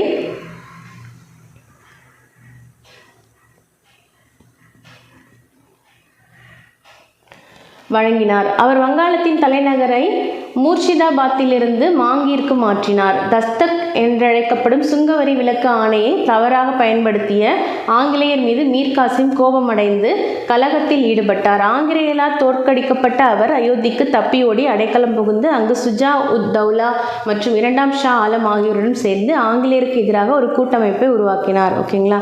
ஸோ அவங்க இந்த ஆங்கிலேயர்கள் தான் மீர் காசிமை வந்துட்டு வச்சுருக்காங்க, பதவியேற வச்சுருக்காங்க. ஆனாலும் ஸோ சில விஷயங்கள்னால அவருக்கு வந்துட்டு சுங்கவரி விலக்கு ஆணையை வந்து தவறாக பயன்படுத்திய ஆங்கிலேயர் மீது மீர் காசிம் வந்து கோபம் அடைஞ்சிருக்காரு. ஸோ அதனால் அதுக்கப்புறமா வந்துட்டு ஏற்பட்ட பிரச்சனையில் அவர் வந்துட்டு ஆங்கிலேயரால் தோற்கடிக்கப்பட்டு அயோத்திக்கு தப்பி ஓடிருக்காரு. ஓகே, அங்கே யார்கிட்ட அடைக்கலம் புகுந்திருக்காருன்னா சுஜா உத் தௌலா மற்றும் 2ஆம் ஷா ஆலம் அவர்கள்கிட்ட போயிட்டு அடைக்கலமாக சேர்ந்து அங்கே வந்துட்டு அவங்களுக்கு எதிராக ஒரு கூட்டமைப்பையும் உருவாக்கியிருக்கார். பீகார் பகுதியில் பாட்னாவிற்கு மேற்கே 130 கிலோமீட்டர் தொலைவில் கங்கை நதிக்கரையில் அமைந்துள்ள பாதுகாக்கப்பட்ட ஒரு சிறிய நகரமே பக்சார் ஆகும். 1764ஆம் ஆண்டு அக்டோபர் 22 இங்கு நடைபெற்ற போரில் சுஜா உத் தௌலா, 2ஆம் ஷா ஆலம், மீர் காசிம் ஆகியோர் ஆங்கில படைத்தளபதி ஹெக்டர் மன்ரோவால் தோற்கடிக்கப்பட்டனர். ஓகே, ஸோ இப்போது 3 பேரும் சேர்ந்து ஒரு கூட்டமைப்பை உருவாக்கியிருந்தாங்க இல்லையா? ஸோ அவங்க 3 பேருமே ஆங்கில படைத்தளபதி ஹெக்டர் மன்ரோவால் தோற்கடிக்கப்பட்டிருக்காங்க. இது ஆங்கில கிழக்கிந்திய கம்பெனியின் தீர்க்கமான வெற்றியாக அமைந்தது. ஓகே, ஸோ இது மூலமாக பிளாசி போர்லேயும் அவங்களுக்கு வெற்றி தான், பக்சார் போர்லேயும் அவங்களுக்கு வெற்றி தான். போரின் முடிவில் மீண்டும் மீர் ஜாபர் வங்காள அரியணையில் அமர்த்தப்பட்டார். ஓகே, ஸோ யாரை வந்துட்டு கம்பல் பண்ணி பதவி இறக்க வச்சாங்களோ திரும்ப அவரே வந்துட்டு பதவியில் கொண்டு வந்து வச்சுட்டாங்க. மீர் ஜாபரின் இறப்புக்கு பின் அவரது மகன் நிஜாம் உத் தௌலா வங்காள நவாப் ஆனார். 1765 பிப்ரவரி 20 நடந்த அலகாபாத் உடன்படிக்கையின்படி பக்சார் போர் முடிவுக்கு வந்தது. அதன்படி வங்காள நவாப் தன்னுடைய இராணுவத்தின் பெரும் பகுதியை கலைத்துவிட வேண்டும் எனவும் கம்பெனியால் நியமிக்கப்பட்ட துணை சுபேதார் மூலம் இனி வங்காளம் நிர்வகிக்கப்படும் எனவும் கூறப்பட்டது. ராபர்ட் கிளைவ் அயோத்தி நவாப் சுஜா உத் தௌலாவுடன் முகலாய பேரரசர் 2ஆம் ஷா ஆலத்துடனும் தனித்தனியாக ஒப்பந்தம் செய்து கொண்டார். இவ்வாறாக ராபர்ட் கிளைவ் வங்காளத்தில் இரட்டை ஆட்சி முறையை கொண்டு வந்தார் அப்படின்னு சொல்கிறாங்க. கர்நாடக போர்கள். ஓகே, ஸோ அடுத்துதான் வரிசையாக வர்ற கர்நாடக போர்கள். 18ஆம் நூற்றாண்டில் 3 கர்நாடக போர்கள் பல்வேறு இந்திய ஆட்சியாளர்களிடையே நடைபெற்றது. இதில் ஆங்கில கிழக்கிந்திய கம்பெனியும் பிரெஞ்சு கிழக்கிந்திய கம்பெனியும் எதிரெதிர் அணியில் இருந்தது. பாரம்பரியமாக ஐரோப்பாவில் பிரிட்டனும் பிரான்சும் போட்டி நாடுகள் ஆகும். அந்நிலை இந்தியாவிலும் வணிகம் செய்வதிலும் ஆட்சி செய்வதிலும் தொடர்ந்தது. இதன் விளைவாக தொடர் இராணுவ போட்டி தென்னிந்தியாவின் கர்நாடக பகுதியில் நடைபெற்றது. அவை கர்நாடக போர்கள் எனப்படுகின்றன. இவை 1746 முதல் 1763 வரை நடைபெற்றது. இப்போரின் விளைவாக ஆங்கில கிழக்கிந்திய கம்பெனியின் அரசியல் அதிகாரம் வலுப்பெற்றது. ஓகே, கர்நாடக போர்கள் 3 கர்நாடக போர்கள் இருக்குது. ஓகேங்களா? ஸோ முதல் கர்நாடக போர் 1746 1748, 2ஆம் கர்நாடக போர் 1749 1754, 3ஆம் கர்நாடக போர் 1756 1763. ஃபஸ்ட்டு முதல் கர்நாடக போரை பற்றி கொடுத்துருக்குறாங்க. ஐரோப்பாவில் ஏற்பட்ட ஆஸ்திரிய வாரிசுரிமை போரில் பிரிட்டனும் பிரான்சும் எதிரெதிர் அணிகளில் இருந்தன. இந்த பகைமை இந்தியாவிலும் எதிரொலித்தது. அடையாறு போர் 1746. சென்னையின் அடையாறு நதிக்கரையில் அமைந்துள்ள சாந்தோம் என்ற இடத்தில் கர்நாடக நவாப் அன்வாருதீனுக்கும் பிரெஞ்சு படைக்கும் இடையே இப்போர் நடைபெற்றது. அன்வாருதீன் ஆங்கிலேயரின் உதவியை நாடினார். கேப்டன் பாரடைஸ் தலைமையிலான மிகச்சிறிய பிரெஞ்சு படை மாபூஸ்கான் தலைமையிலான மிக வலிமை வாய்ந்த நவாப் படையினை தோற்கடித்தது. நன்கு பயிற்சி பெற்ற ஐரோப்பிய படை இந்திய படையை வெற்றி பெற்று தங்கள் மேலாண்மையை நிலைநாட்டிய முதல் நிகழ்வு இதுவே ஆகும் அப்படின்னு சொல்கிறாங்க. ஐ லா சஃபேல் உடன்படிக்கை 1748. ஐரோப்பாவில் நடைபெற்ற ஆஸ்திரிய வாரிசுரிமை போரின் முடிவில் ஏற்பட்ட ஐ லா சஃபேல் உடன்படிக்கையின் மூலம் முதல் கர்நாடக போர் முடிவுக்கு வந்தது. இதன்படி மதராஸ் ஆங்கிலேயரிடம் திரும்ப ஒப்படைக்கப்பட்டது. மாறாக வட அமெரிக்காவின் சில பகுதிகளை பிரான்சு பெற்றது.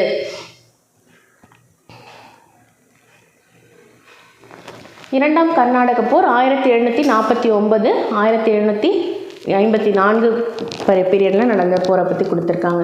கர்நாடகா மற்றும் ஹைதராபாத் ஆகிய பகுதிகளில் ஏற்பட்ட வாரிசுரிமை பிரச்சனையை இப்போருக்கு முக்கிய காரணமாக அமைந்தது. கர்நாடக நவாப் பதவிக்கு அன்வாருதீனும் சந்தா சாஹிப்பும் உரிமை கோரினர். அதேபோல் ஹைதராபாத் நிஜாம் பதவிக்கு நாசிர் ஜங்கும் முசாஃபர் ஜங்கும் உரிமை கோரினர். இதனால் தக்கான பகுதிகளில் பிரெஞ்சுக்காரர்கள் சந்தா சாஹிப்பிற்கு முசாஃபர் ஜங்குக்கும் உதவி செய்தனர். ஆங்கிலேயர்கள் அன்வாருதீனுக்கும் நாசிர் ஜங்குக்கும் உதவினர். இப்போர் மூலம் இந்தியாவில் தங்கள் ஆதிக்கத்தை நிலைநாட்ட ஆங்கிலேயர்களும் பிரெஞ்சுக்காரர்களும் எண்ணினர். அடுத்தது ஆம்பூர் போர். இதன் விளைவாக ஆகஸ்ட் 3 1749 ஆம்பூரில் நடைபெற்ற போரில் பிரெஞ்சு கவர்னர் டியூப்ளே, சந்தா சாஹிப், முசாஃபர் ஜங் ஆகியோரின் கூட்டுப்படைகளால் கர்நாடக நவாப் அன்வாருதீன் தோற்கடிக்கப்பட்டு கொல்லப்பட்டார். அன்வாருதீனின் மகன் முகமது அலி திருச்சிராப்பள்ளிக்கு தப்பி ஓடினார். சந்தா சாஹிப்பை பிரெஞ்சுக்காரர்கள் கர்நாடக நவாபாக்கினர். அதற்கு ஈடாக பாண்டிச்சேரியை சுற்றியுள்ள 80 கிராமங்களை வெகுமதியாக பிரெஞ்சுக்காரர்களுக்கு அவர் வழங்கினார். தக்காணத்திலும் பிரெஞ்சுக்காரர்களால் நாசிர் ஜங் தோற்கடிக்கப்பட்டு கொல்லப்பட்டார். முசாஃபர் ஜங் ஹைதராபாத்தின் நிஜாம் ஆனார். புதிய நிஜாம் பிரெஞ்சுக்காரர்களுக்கு போதிய வெகுமதி வழங்கினார். அவர் கிருஷ்ண நதியின் தென்பகுதிகள் அனைத்திற்கும் டியூப்ளேயை ஆளுநராக நியமித்தார். 1751 தன் மக்களால் முசாஃபர் ஜங் படுகொலை செய்யப்பட்டார். நாசர் ஜங்கின் சகோதரர் சலபத் ஜங் பிரெஞ்சு படை தளபதி புசியின் உதவியுடன் ஹைதராபாத் நிஜாம் ஆனார். அவர் குண்டூர் மாவட்டத்தை தவிர வட சர்க்கார் முழுவதும் பிரெஞ்சுக்காரர்களுக்கு வழங்கினார். இதன் மூலம் டியூப்ளேயின் அதிகாரம் உச்சநிலையை அடைந்தது. ஆற்காட்டு போர் 1751. இத்தருணத்தில் டியூப்ளே முகமது அலி தஞ்சம் புகுந்த திருச்சி கோட்டையை முற்றுகையிட ஒரு படையை அனுப்பினார். இம்முயற்சியில் சந்தா சாஹிப்பும் தன்னை பிரெஞ்சு படைகளோடு இணைத்துக் கொண்டார். இச்சமயத்தில் ஆற்காட்டை தாக்க ராபர்ட் கிளைவ் கம்பெனியிடம் அனுமதி கோரினார். ஆங்கிலேய கவர்னர் சாண்டர்ஸ் ராபர்ட் கிளைவின் திட்டத்திற்கு அனுமதி வழங்கினார். 200 ஆங்கில படையினர் 300 இந்திய படை வீரர்களுடன் கிளைவ் ஆற்காட்டை தாக்கி கைப்பற்றினார். ஆங்கில படைத்தளபதி ஸ்ட்ரிங்கர் லாரன்ஸ் உதவியுடன் கிளைவ் ஆரணி, காவேரிப்பாக்கம் ஆகிய இடங்களில் பிரெஞ்சு படைகளை தோற்கடித்தார். அதே சமயத்தில் சந்தா சாஹிப் திருச்சியில் கொலை செய்யப்பட்டார். அன்வாருதீனின் மகன் முகமது அலி ஆங்கிலேயரின் உதவியுடன் ஆற்காட்டு நவாப் ஆனார். இத்தோல்வியால் பிரான்ஸ் நாட்டு அரசாங்கம் டியூப்ளேவை பாரிஸுக்கு திரும்ப அழைத்தது.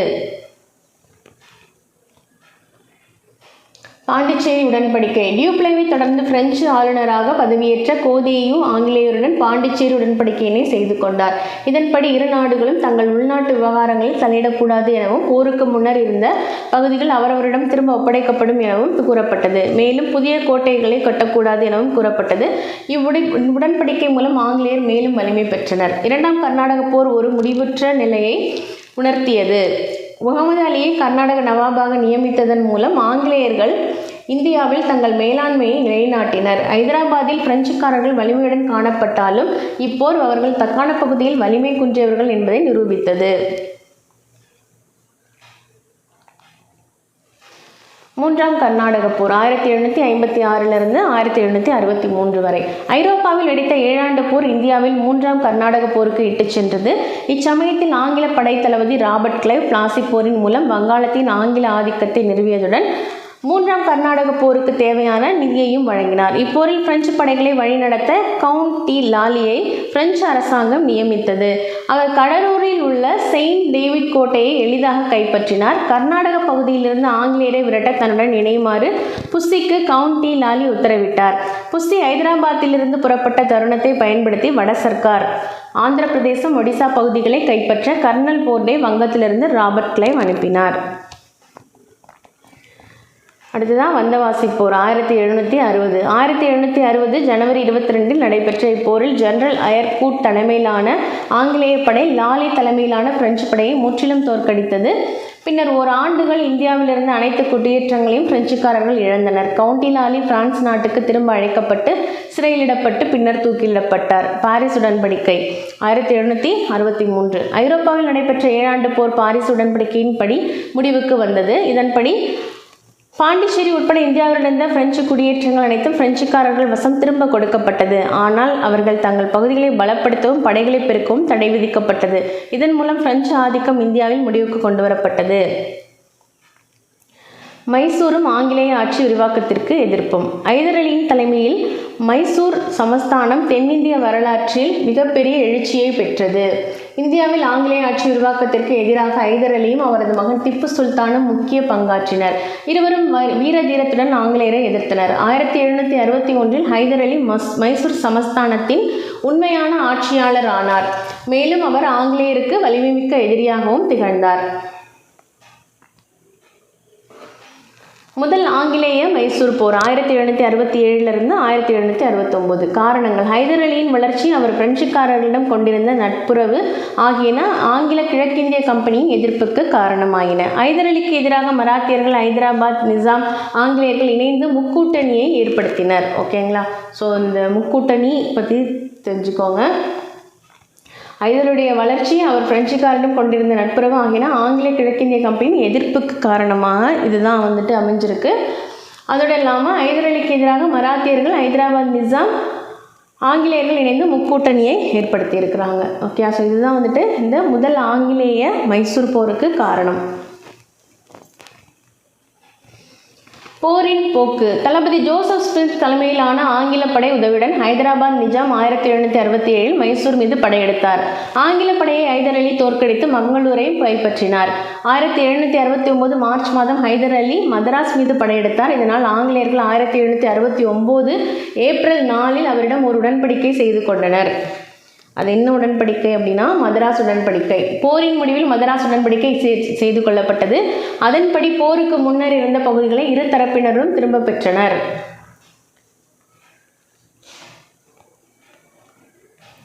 மற்ற நாடு தாக்கும் பட்சத்தில் ஒருவருக்கொரு உதவி செய்து என உறுதிக்கொள்ளப்பட்டது. இரண்டாம் ஆங்கிலேய மைசூர் போர். ஸோ முதல் ஆங்கிலேய மைசூர் போர் முடிவுக்கு வந்துருச்சு. அடுத்ததான் இரண்டாம் ஆங்கிலேய மைசூர் போர்.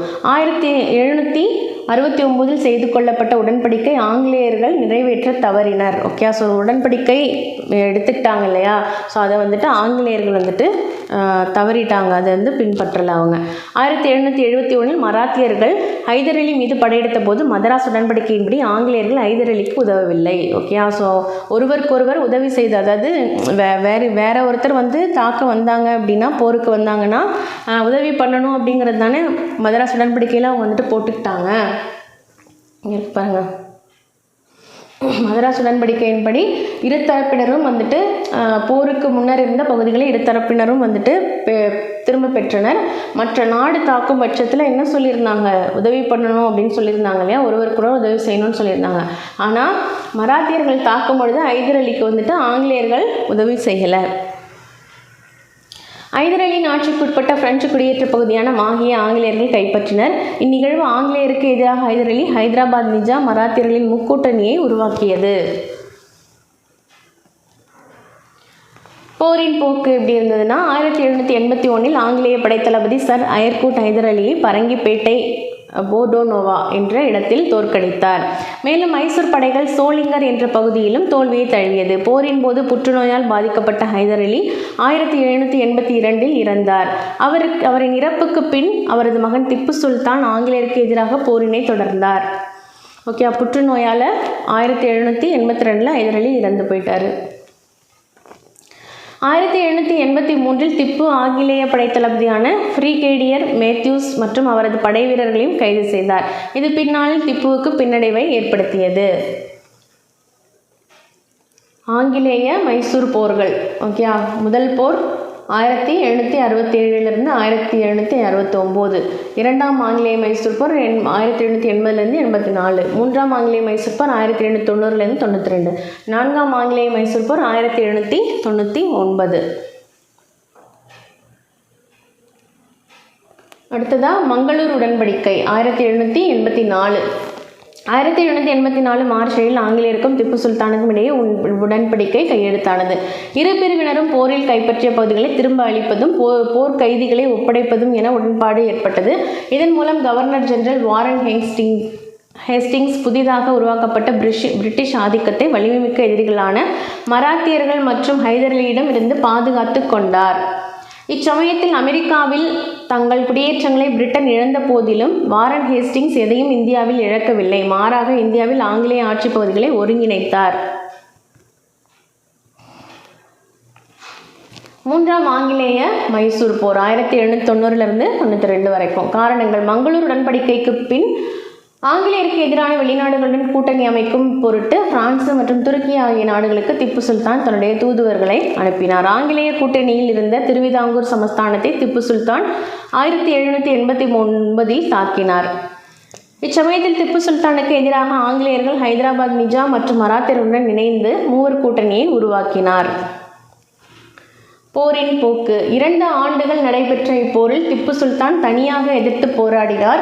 இப்போர் 3 கட்டங்களாக நடைபெற்றது. தளபதி மேடோஸ் தலைமையிலான தாக்குதல் தோல்வியில் முடிந்தது. ஆகையால் 1790 தலைமை ஆளுநர் காரன் வாலிஸ் தானாகவே படையை வழிநடத்தினார். ஸ்ரீரங்கப்பட்டினத்தை தாக்குவதற்கு தடையாக இருந்த அனைத்து மலைக்கோட்டைகளையும் அவர் கைப்பற்றினார். நம்பிக்கை இழந்த திப்பு சுல்தான் ஆங்கிலேயரிடம் பேச்சுவார்த்தைக்கு உடன்பட்டார். அதனை ஏற்றுக்கொண்ட காரன் வாலிஸ் 1792 ஸ்ரீரங்கப்பட்டின உடன்படிக்கையை திப்பு சுல்தானுடன் செய்து கொண்டார். ஸ்ரீரங்கப்பட்டின உடன்படிக்கையின்படி திப்பு தன்னுடைய ஆட்சி பகுதியில் பாதி பகுதியை ஆங்கிலேயருக்கு ஒப்படைத்தார். போர் இழப்பீட்டுத் தொகையாக 3.6 கோடி செலுத்த வேண்டும் என்றும் தன்னுடைய 2 மகன்களை ஆங்கிலேயரிடம் பிணை கைதிகளாக ஒப்படைக்க வேண்டும் என திப்பு சுல்தான் கட்டாயப்படுத்தப்பட்டார். இதன் மூலம் ஆங்கிலேயர்கள் மலபார், குடகுமலை, திண்டுக்கல் மற்றும் பாரமஹால் ஆகிய பகுதிகளை கைப்பற்றினர். பாரமஹால் கோயம்புத்தூர், சேலம் பகுதியை தான் சொல்கிறாங்க. 4ஆம் ஆங்கிலேய மைசூர் போர். திப்பு சுல்தான் 1792 ஸ்ரீரங்கப்பட்டின உடன்படிக்கையின் மூலம் காரன் வாலிஸால் அவமரியாதை செய்யப்பட்டதை மறக்கவில்லை. காரணங்கள். திப்பு சுல்தான் ஆங்கிலேயருக்கு எதிராக இம்முறையும் வெளிநாட்டு கூட்டணிக்காக அரேபியா, துருக்கி, ஆப்கானிஸ்தான் மற்றும் பிரான்ஸ் ஆகிய நாடுகளுக்கு தன்னுடைய தூதர்களை அனுப்பினார். அச்சமயத்தில் எகிப்து மீது படையெடுத்த நெப்போலியனுடன் திப்பு தொடர்பு வைத்திருந்தார். பிரெஞ்சு அலுவலர்கள் ஸ்ரீரங்கப்பட்டினத்திற்கு வருகை புரிந்து அவர்கள் ஜாக்கோபியன் கழகத்தை நிறுவினார்கள். மேலும் அங்கு சுதந்திர மரம் ஒன்று நடப்பட்டது. போரின் போக்கு. 1791 வெல்லஸ்லி பிரபு திப்புவின் மீது போர் தொடுத்தார். இது குறுகிய காலத்தில் நடந்த கடுமையான போராக இருந்தது. திட்டமிட்டபடி மைசூரின் மேற்கே பம்பாய் இராணுவம் தளபதி ஸ்டூவர்ட் தலைமையில் படையெடுத்தது. இச்சமயத்தில் மெட்ராஸ் இராணுவம் தலைமை ஆளுநரின் சகோதரர் ஆர்தர் வெல்லஸ்லி தலைமையில் திப்பு சுல்தானை தாக்கியது. திப்பு தன்னுடைய தலைநகரம் ஸ்ரீரங்கப்பட்டினத்திற்கு பின்வாங்கினார். 1799 மே 4ஆம் நாள் ஸ்ரீரங்கப்பட்டினம் கைப்பற்றப்பட்டது. திப்பு சுல்தான் வீரதீரமாக போரிட்டாலும் இறுதியில் கொல்லப்பட்டார். இவ்வாறாக 4ஆம் மைசூர் போர் முடிவுக்கு வந்தது. மேலும் ஒட்டுமொத்த மைசூரும் ஆங்கிலேயர் முன்பாக சரணடைந்தது. ஓகே, ஸோ திப்பு சுல்தானே கொல்லப்பட்டுட்டாரு. ஸோ ஒட்டுமொத்த மைசூரும் ஆங்கிலேயர்களின் முன்பாக சரணடைந்தது. எப்போ? 4ஆம் ஆங்கிலேய மைசூர் போறப்போ. போருக்கு பின் மைசூர். கனரா, வயநாடு, கோயம்புத்தூர், தாராபுரம் ஆகிய பகுதிகளில் ஆங்கிலேயர் இணைத்து கொண்டனர். மீண்டும் இந்து உயர் குடும்பத்தை சேர்ந்த 3ஆம் கிருஷ்ணராஜா உடையார் மைசூர் அரியணை ஏறினார். திப்புவின் குடும்பத்தினர் வேலூர் கோட்டைக்கு அனுப்பப்பட்டனர். ஆங்கிலேய மராத்திய போர்கள். ஓகே, ஸோ பிளாசி போர், பக்சார் போர், அதுக்கப்புறம் ஆங்கிலேய மைசூர் போர்கள் பார்த்தோம். அதுக்கு முன்னாடி கர்நாடக போர் பார்த்தோம். அதுக்கப்புறம் ஆங்கிலேய மைசூர் போர் பார்த்தோம். அதுக்கப்புறமா இப்போது ஆங்கிலேய மராத்திய போர்கள் வந்துட்டு பார்க்க போகிறோம். ஓகே, 3ஆம் பானிபட் போர் தோல்வியால் ஏற்பட்ட நெருக்கடியை சமாளிக்க மராத்தியர்கள் முயற்சித்தனர். அதன் விளைவாக 10 ஆண்டுகளுக்கு பிறகு தங்கள் மீதான டெல்லி முகலாயர்களின் கட்டுப்பாட்டை மீட்டனர். எனினும் பேஷ்வா கட்டுப்பாட்டில் இருந்த பழைய மராத்திய கூட்டமைப்பு கிட்டத்தட்ட 5 சுதந்திரமான மாநிலங்களுக்கு வழிவகுத்தது. அவர்கள் புனாவில் பேஷ்வா, பரோடாவில் கேக்வாட், நாக்பூரில் போன்ஸ்லே, இந்தூரில் ஹோல்கர் மற்றும் குவாலியரில் சிந்தியா போன்றவர்கள் ஆவர். பேஷ்வா அரசாங்கம் உள்நாட்டு போட்டியாளர்களால் பலவீனப்படுத்தப்பட்டது. மற்ற 4 தலைவர்கள் ஒருவரையொருவர் அடிக்கடி விரோதமாக எதிர்த்தனர். இருந்த போதிலும் மராத்தியர்கள் பலம் வாய்ந்த சக்தியாகவே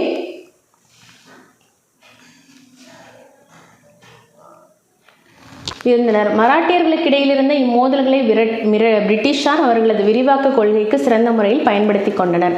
முதல் ஆங்கிலேய மராத்திய போர் 1775 1782. காரணங்கள். மராத்தியர்கள் பேஷ்வா நாராயண ராவின் இறப்பிற்கு பிறகு அடுத்த பேஷ்வா யார் என்ற உரிமை பிரச்சனையில் ஆங்கிலேயர்களில் முதலில் தலையிட வேண்டியிருந்தது. நாராயண ராவ் இறந்த பிறகு ரகுநாத ராவ் பேஷ்வா ஆனார். ஆனால் அவரது அதிகாரத்திற்கு எதிராக பூனாவில் இருந்த ஒரு குழு நானா பட்னாவிஸ் தலைமையில் எதிர்ப்பு தெரிவித்தது. அக்குழு நாராயண ராவின் மறைவுக்கு பின் அவரது மனைவியான கங்காபாய்க்கு பிறந்த குழந்தையை பேஷ்வாவாக அங்கீகரித்தது. மேலும் அவருடைய பெயரில் ஆட்சிக்குழு ஒன்றும் அமைத்தது. அதிகாரத்தை கைப்பற்றும் முயற்சியில் தோல்வியடைந்த ரகுநாத ராவ் பிரிட்டிஷ் உதவியை அணுகினார். இதன்படி 1775ஆம் ஆண்டு ஆங்கிலேயருக்கும் ரகுநாத ராவுக்கும் இடையே சூரத் ஒப்பந்தம் கையெழுத்தானது. இருப்பினும் கல்கத்தா பிரிட்டிஷ் கவுன்சில் சூரத் உடன்படிக்கையை ஏற்றுக்கொள்ளவில்லை. இருப்பினும் தலைமை ஆளுநரான வாரன் ஹேஸ்டிங்ஸ் ஒப்பந்தத்தை ஏற்றுக்கொள்வதற்கு எந்தவித ஆட்சேபனையும் தெரிவிக்கவில்லை. பூனாவின் பாதுகாப்பரசுடன் ஒரு சமாதான பேச்சுவார்த்தை நடத்துவதற்காக கல்கத்தா பிரிட்டிஷ் கவுன்சில் பூனாவிற்கு கர்னல் அப்டனை அனுப்பியது. அதன்படி அப்டன் 1776ஆம் ஆண்டு பூனாவின் பாதுகாப்பரசுடன் புரந்தர் ஒப்பந்தத்தை செய்து கொண்டார். ஆயினும் பம்பாயில் ஆங்கில அரசாங்கத்தின் எதிர்ப்பு காரணமாக இந்த ஒப்பந்தம் நடைமுறைக்கு வரவில்லை.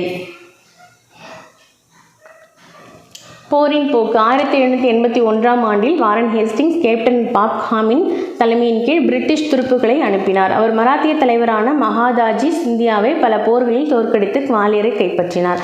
1782ஆம் ஆண்டு மே 17ஆம் நாள் வாரன் ஹேஸ்டிங்ஸ் மற்றும் மகாதாஜி சிந்தியா இடையே சால்பை ஒப்பந்தம் கையெழுத்தானது. ஸோ ஆங்கிலேய மராத்த போர்கள் வந்துட்டு எப்போ நடந்ததுன்னு பாருங்கள்.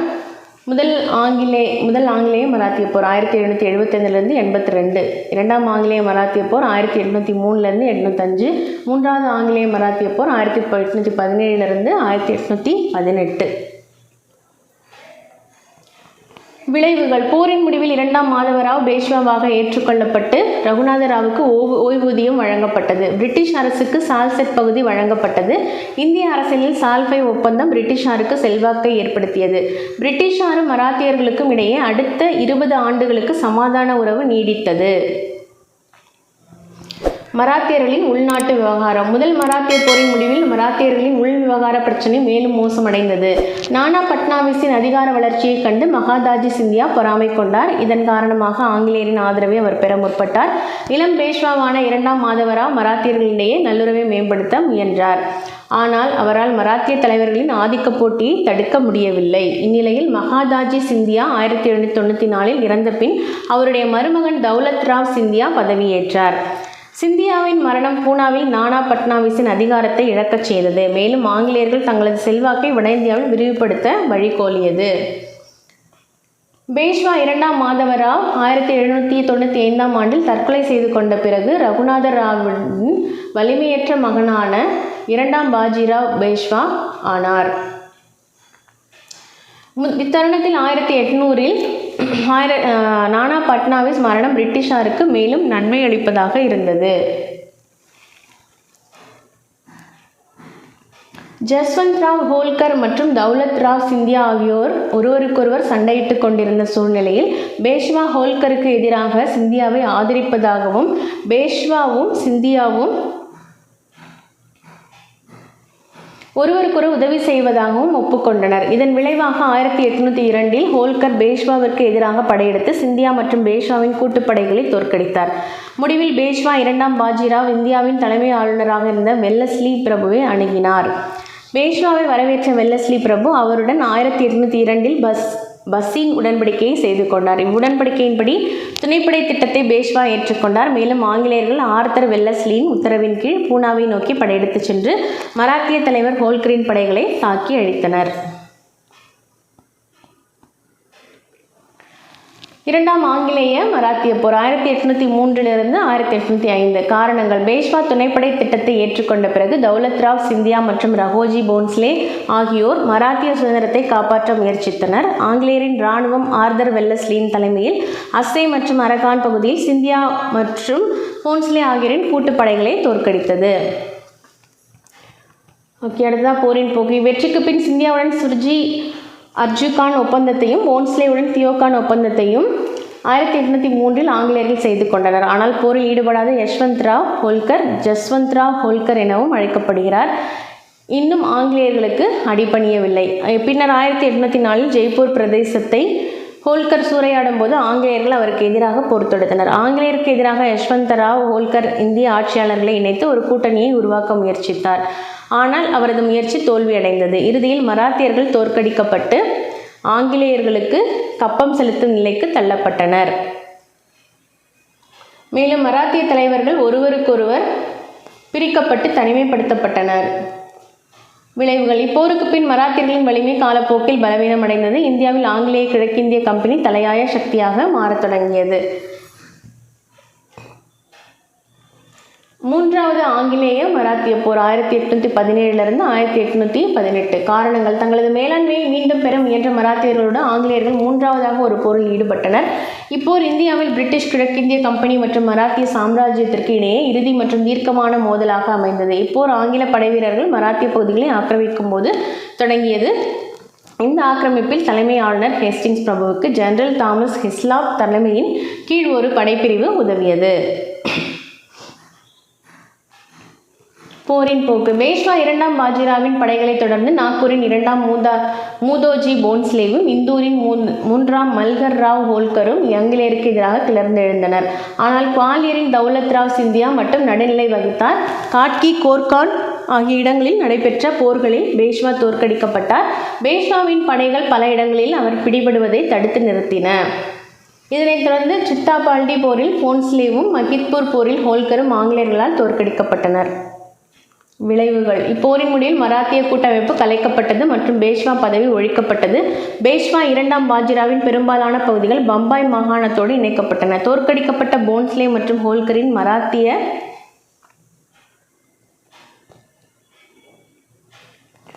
பகுதிகளான நாக்பூர், இந்தூர் ஆகியவை ஆங்கிலேயர்களால் கையகப்படுத்தப்பட்டன. மராத்தியரின் கடைசி பேஷ்வாவான இரண்டாம் பாஜிராவுக்கு வருடாந்திர ஓய்வூதியம் 8 லட்சம் ரூபாய் வழங்கப்பட்டது. இந்தியாவில் ஆங்கிலேயரின் நிர்வாக அமைப்பு: ஆங்கிலேயரின் இந்திய நிர்வாக அமைப்பு 4 முதன்மை நிறுவனங்களாக இயங்கியது. அவை குடிமைப்பணிகள், இராணுவம், காவல் மற்றும் நீதித்துறை ஆகும். குடிமைப்பணிகள்: சிவில் சர்வீஸ் என்ற வார்த்தை முதலில் ஆங்கிலேய கிழக்கிந்திய கம்பெனியால் பயன்படுத்தப்பட்டது. குடிமைப்பணிகள் அப்படிங்கிறது முதல்ல ஆங்கிலேய கிழக்கிந்திய கம்பெனியால் தான் பயன்படுத்தப்பட்டிருக்கு. இது குடிமைப்பணி ஊழியர்களை இராணுவ அதிகாரிகளிடமிருந்து வேறுபடுத்தி காட்டியது. சட்டங்களை முறையாக செயல்படுத்துதல், வரி வசூலித்தல் ஆகியன குடிமைப்பணியின் முதன்மை பணியாக இருந்தது. ஆரம்பத்தில் வியாபார ரீதியாக இருந்த குடிமைப்பணிகள் பின்னர் பொதுப்பணியாக மாறியது. முதலில் பொதுப்பணியின் நியமனங்கள் அனைத்தும் ஆங்கில கிழக்கிந்திய கம்பெனியின் இயக்குனர் அவையின் தனி உரிமையாக இருந்தது. ஆனால் நியமனம் செய்யப்பட்ட பொது பணியாளர்கள் லஞ்சம், ஊழல், சட்டவிரோத வணிகம் ஆகியவற்றில் ஈடுபட்டனர். அதனால் தலைமை ஆளுநராக கார்னல் வாலிஸ் 1786 பதவியேற்ற போது தனியார் வணிகத்திற்கு எதிராக சட்டங்களை இயற்றினார். கம்பெனி ஊழியர்களின் சம்பளத்தை உயர்த்தி உலகின் மிக உயர்ந்த ஊதியம் பெறும் அரசு ஊழியர்களாக அவர்களை மாற்றினார். 1798 இந்திய கவர்னர் ஜெனரலாக பதவியேற்றுக் கொண்ட வெல்லஸ்லி பிரபு அரசு ஊழியர்களுக்கு தேவையான பயிற்சியை அறிமுகப்படுத்தினார். இவர் 1800 கொல்கத்தாவில் வில்லியம் கோட்டையில் மொழி, இலக்கியம், அறிவியல் ஆகிய துறையில் பயிற்சி வழங்குவதற்காக ஒரு கல்லூரியை நிறுவினார். அதே வேளையில் கம்பெனியின் இயக்குநர்கள் இதனை ஏற்க மறுத்து 1806 இங்கிலாந்தில் உள்ள ஹெய்லிபரி என்ற இடத்தில் கிழக்கிந்திய கல்லூரியை நிறுவினார். போட்டித் தேர்வு மூலம் அரசு ஊழியர் நியமனம் என்ற கருத்தை முதலில் 1833 பட்டய சட்டம் அறிமுகப்படுத்தியது.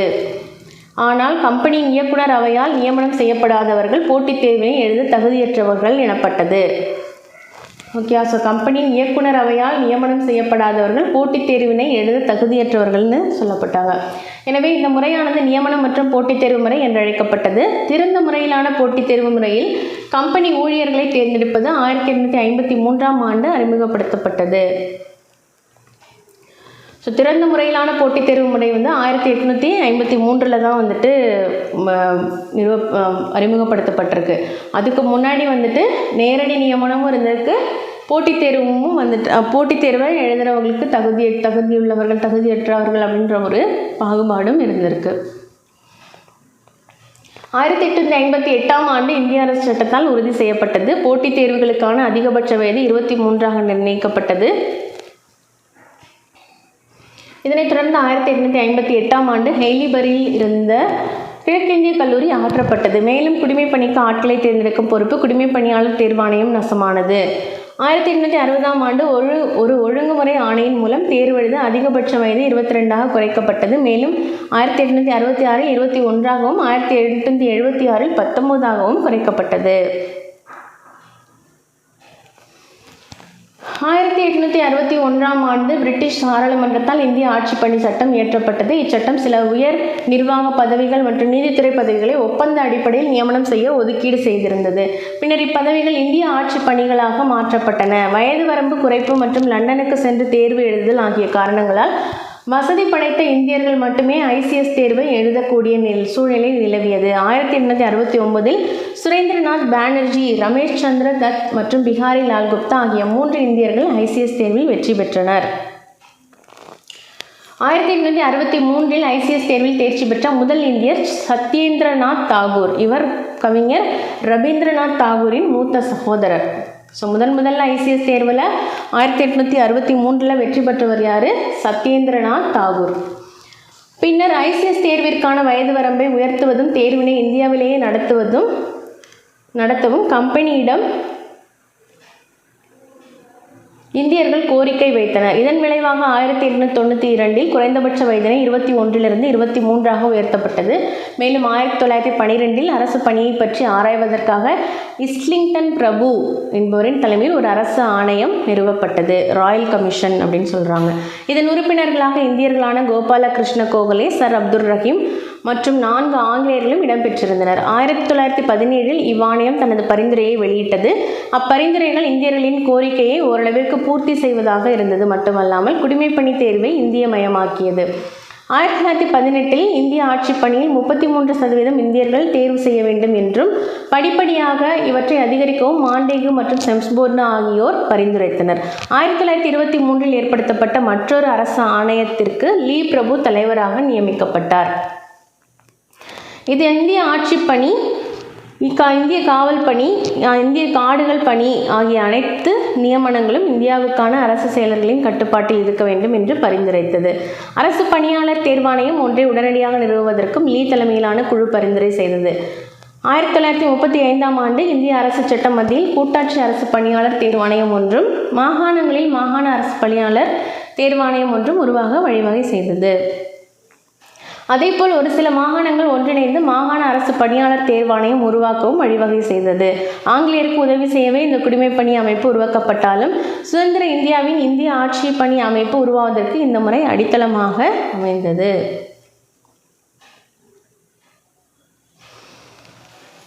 அடுத்ததான் இராணுவம். இது இந்தியாவின் பிரிட்டிஷ் நிர்வாகத்தின் 2வது முக்கிய தூணாக விளங்கியது. கிழக்கிந்திய கம்பெனி தன்னுடைய இராணுவத்திற்கு ஆட்களை சேர்த்தது. அதற்கு சிப்பாய் இராணுவம் என்று பெயர். இந்த இராணுவ வீரர்களுக்கு ஐரோப்பிய அதிகாரிகளின் உத்தரவை போர்க்களத்தில் நிறைவேற்ற ஐரோப்பிய இராணுவத்திற்கு இணையாக பயிற்சி அளிக்கப்பட்டது. ஆங்கிலேயர்கள் ஆரம்ப காலத்தில் வங்காளம், பாம்பாய், மதராஸ் ஆகிய 3 மாகாணங்களில் தனித்தனியாக 3 படைப்பிரிவை ஏற்படுத்தியிருந்தனர். இந்தியாவில் ஆங்கிலேய ஆட்சியை நிறுவுவதிலும் விரிவுபடுத்துவதிலும் இராணுவத்தின் பங்களிப்பு சிறப்பானதாகும். ஆங்கில சிப்பாய்களை விட இந்திய சிப்பாய்களுக்கு குறைந்த சம்பளமும் தினப்படியும் வழங்கப்பட்டது. உதாரணமாக 1856 3 இந்திய படை வீரர்கள் மாத சம்பளமாக மொத்தம் 300 மட்டுமே பெற்றனர். 1857 கம்பெனி இராணுவம் 86% இந்தியர்களை கொண்டதாக இருந்தது. இருந்த போதிலும் இராணுவ உயர் பதவி அனைத்தும் ஆங்கிலேயர்கள் வசமே இருந்தன. இந்தியர்களுக்கான உயர் பதவி சுபேதார் மட்டுமே ஆகும். ஆங்கில இராணுவத்தின் வலிமை. பிளாசி போர் 1757, ஐரோப்பிய காலாட்படை 1950, ஐரோப்பிய பீரங்கிப்படை 100, ஆங்கிலேயர்கள் மாலுமிகள் 50, இந்திய சிப்பாய்கள் 2100, வங்காளத்தில் இருந்த ஆங்கில இராணுவம் 6000. ஓகே, பிளாசி போர் அப்போ 1857 இந்திய இராணுவத்தில் 3,11,400 வீரர்களில் 2,65,900 வீரர்கள் இந்தியர்களாக இருந்தனர். உயர் பதவி அலுவலர்கள் அனைவரும் ஆங்கிலேயர்கள் ஆவர். ஓகே, ஸோ ஆங்கில இராணுவத்துடைய வலிமை எப்படி இருந்திருக்கு அப்படின்னு சொல்லி கொடுத்துருக்காங்க. காவல்துறை 1765 வங்காளத்தில் திவானி உரிமையை ஆங்கில கிழக்கிந்திய கம்பெனி பெற்றபோது சர்க்கார் என்ற ஆட்சி பிரிவுக்கு பொறுப்பு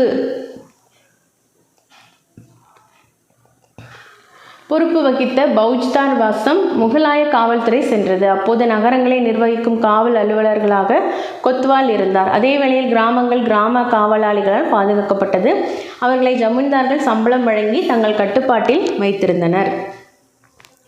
இந்தியாவில் முதலில் காவல்துறையை உருவாக்கியவர் காரன் வாலிஸ் பிரபு ஆவார். ஜமீன்தார்களை காவல் பணிகளிலிருந்து விடுவித்த காரன் வாலிஸ் 1791 முறையான காவல்துறையை உருவாக்கினார். அவர் தரோகா என்பவரை தலைவராக கொண்ட சரகங்கள் மற்றும் அல்லது தானாக்கள் என்ற காவல் பகுதிகளை ஏற்படுத்தினார்.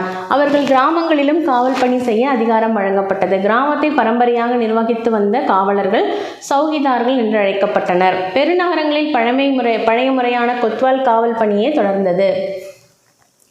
மேலும் ஒவ்வொரு வார்டுக்கும் ஒரு தரோகா நியமிக்கப்பட்டார். இந்த தரோகா முறை 1802 மதராஸ் மாகாணத்திற்கும் விரிவுபடுத்தப்பட்டது. மாவட்ட காவல் கண்காணிப்பாளர் பதவி உருவாக்குவதற்கு முன்னர் அனைத்து தானாக்களும் மாவட்ட நீதிபதியின் பொது மேற்பார்வையில் இருந்தது. அதன் பின் 1808 ஒவ்வொரு தானாவிற்கும் ஒரு மாவட்ட காவல் கண்காணிப்பாளர் நியமிக்கப்பட்டார். பின்னர் காவல்துறையை நிர்வகிக்கும் பொறுப்பு மாவட்ட ஆட்சித்தலைவரிடம் ஒப்படைக்கப்பட்டது. காவல்துறையில் முக்கிய பணியானது ஆங்கிலேய ஆட்சிக்கு எதிராக சதி செய்வதை தடுத்தாலும் குற்றங்களை கையாள்வதும் ஆகும். நீதித்துறை அமைப்பு 1772 இரட்டையாட்சி முறை ஒழிக்கப்பட்டு வரி வசூல் செய்வதையும் நீதி வழங்கும் அதிகாரத்தையும் ஆங்கில கிழக்கிந்திய கம்பெனி ஏற்றுக்கொண்டது. இதன் விளைவாக சிவில் நீதிமன்றம் இழைக்கப்பட்ட திவானி அதாலத் மற்றும் குற்றவியல் நீதிமன்றம் என்றழைக்கப்பட்ட பௌஜ்தாரி அதாலத் ஆகியன ஏற்படுத்தப்பட்டன. 1773 ஆண்டு ஒழுங்குமுறை சட்டத்தின்படி கல்கத்தாவில் ஒரு உச்சநீதிமன்றம் அமைக்கப்பட்டது. இந்த நீதிமன்றத்தின் ஒரு முதன்மை நீதிபதியும் 3 துணை நீதிபதிகளையும் பிரிட்டிஷ் மன்னர் நியமித்தார். இந்நீதிமன்றம் சிவில், குற்றவியல், திருச்சபை மற்றும் பிரத்யோக வழக்குகளை விசாரித்தது. கல்கத்தாவில் உள்ள உச்சநீதிமன்றத்தின் மாதிரியில் 1801 மதராஸிலும் 1823 பம்பாயிலும் உச்சநீதிமன்றங்கள் நிறுவப்பட்டன. 1832 வில்லியம் பெண்டிங் பிரபு ஜூரி முறையை வங்காளத்தில் கொண்டு வந்தார். சட்டங்களை தொகுக்க இந்திய சட்ட ஆணையம் ஒன்றும் அமைக்கப்பட்டது. நாடு முழுவதும் சட்டத்தின் ஆட்சி நடைமுறைப்படுத்தப்பட்டது. 1861 ஆண்டு இந்திய உயர்நீதிமன்ற சட்டத்தின்படி கல்கத்தா, பம்பாய், மதராஸ் ஆகிய இடங்களில் பழைய உச்சநீதிமன்றங்களுக்கு பதிலாக 3 உயர்நீதிமன்றங்கள் ஏற்படுத்தப்பட்டன. வங்காளத்தின் வில்லியம் கோட்டையில் முதல் உச்சநீதிமன்ற நீதிபதி சர் எலிஜா இம்பே ஆவார். மதராஸ் உயர்நீதிமன்றத்தின் முதல் இந்திய தலைமை நீதிபதி சர் திருவாரூர் முத்துசாமி. துணைப்படை திட்டம். இந்தியாவில் இருந்த சுதேச அரசுகளை ஆங்கிலேயரின் கட்டுப்பாட்டில் கொண்டுவர வெல்லஸ்லி பிரபுவால் அறிமுகப்படுத்தப்பட்ட திட்டமே துணைப்படை திட்டமாகும். இந்தியாவில் ஆங்கிலேய ஆட்சியை விரிவுபடுத்தவும் அரசியல் ஆதிக்கத்தை ஏற்படுத்தவும் இத்திட்டம் மிகச்சிறந்த கருவியாக பயன்படுத்தப்பட்டது. சுதேச அரசுகள் பாதுகாக்கப்பட்ட அரசுகள் என்று அழைக்கப்பட்டது. இவ்வரசுகள் மீது தலையாய அதிகாரம் செலுத்துபவராக ஆங்கிலேயர் இருந்தனர். படையெடுப்புகளிலிருந்து சுதேச அரசுகளை காப்பதும் உள்நாட்டு அமைதியை நிலைநாட்டுவதும் ஆங்கிலேயரின் கடமை என்ற நிலை உருவானது. துணைப்படை திட்டத்தின் முக்கிய அம்சங்கள். இத்திட்டத்தில் இணையும் இந்திய அரசு தன்னுடைய படையை கலைத்துவிட்டு ஆங்கிலேயரின் படையை ஏற்றுக்கொள்ள வேண்டும். சுதேச அரசின் தலைமையகத்தில் ஆங்கிலேயரின் பிரதிநிதி ஒருவர் இருப்பார். ஆங்கிலேயரின் படையை பராமரிக்கவும் படை வீரர்களின் ஆண்டு சம்பளம் வழங்குவதற்காகவும் நிரந்தரமாக சில பகுதிகளை அந்நாட்டு அரசர் ஆங்கிலேயருக்கு வழங்க வேண்டும். ஆங்கிலேயரை தவிர மற்ற ஐரோப்பிய அலுவலர்கள் அனைவரும் அந்நாட்டை விட்டு வெளியேற வேண்டும். சுதேச நாட்டு அரசர் ஆங்கில கிழக்கிந்திய கம்பெனி அனுமதி பெற்ற பின்னரே அயல்நாடுகளுடன் ஒப்பந்தம் செய்து கொள்ள வேண்டும். அந்நிய அரசுகளின் தாக்குதல் மற்றும் உள்நாட்டு கலவரம் நடைபெறும் பொழுது ஆங்கில கிழக்கிந்திய கம்பெனி அந்நாட்டை பாதுகாக்கும். ஆங்கிலேயருக்கு கிடைத்த நன்மைகள். ஆங்கில கிழக்கிந்திய கம்பெனி இந்திய சுதேச அரசு இந்திய சுதேச அரசுகளின் செலவிலேயே தன்னுடைய படையை பராமரித்தது. சுதேச அரசுகளிடம் பணியில் இருந்த அனைத்து பிரெஞ்சுக்காரர்களும் நீக்கப்பட்டனர். பிரெஞ்சுக்காரர்கள் இந்தியாவில் மீண்டும் எழுச்சி பெறும் அபாயம் முற்றிலும் நீங்கியது. கம்பெனி சுதேச அரசுகளின் வெளியுறவு கொள்கையினை தன் கட்டுப்பாட்டில் வைத்திருந்தது. வெல்லஸ்லி பிரபுவின் இந்த ராஜதந்திர முயற்சி ஆங்கிலேயரை இந்தியாவில் தலையாய சக்தியாக மாற்றியது. இவர் இந்தியாவில் ஆங்கிலேய பேரரசு என்பதை இந்தியாவின் ஆங்கிலேய பேரரசு என்று மாற்றினார். இந்தியாவில் ஆங்கிலேய பேரரசு அப்படிங்கிறத இந்தியாவின் ஆங்கிலேய பேரரசு அப்படின்னு சொல்லிட்டு மாற்றியிருக்காரு. யார் மாற்றினது அப்படின்னு பார்த்தீங்கன்னா வெல்லஸ்லி பிரபு. சுதேச அரசுகளுக்கு ஏற்பட்ட இழப்புகள். துணைப்படை திட்டம் இந்திய சுதேச அரசர்களை பலவீனமானவர்களாகவும் பொறுப்பற்றவர்களாகவும் மாற்றியது. பிரிட்டிஷ் கம்பெனியால் பாதுகாக்கப்பட்ட அரசர்கள் தங்கள் குடிமக்களுக்கு ஆற்ற வேண்டிய கடமைகளை மறந்து அவர்களை சுரண்டினர்.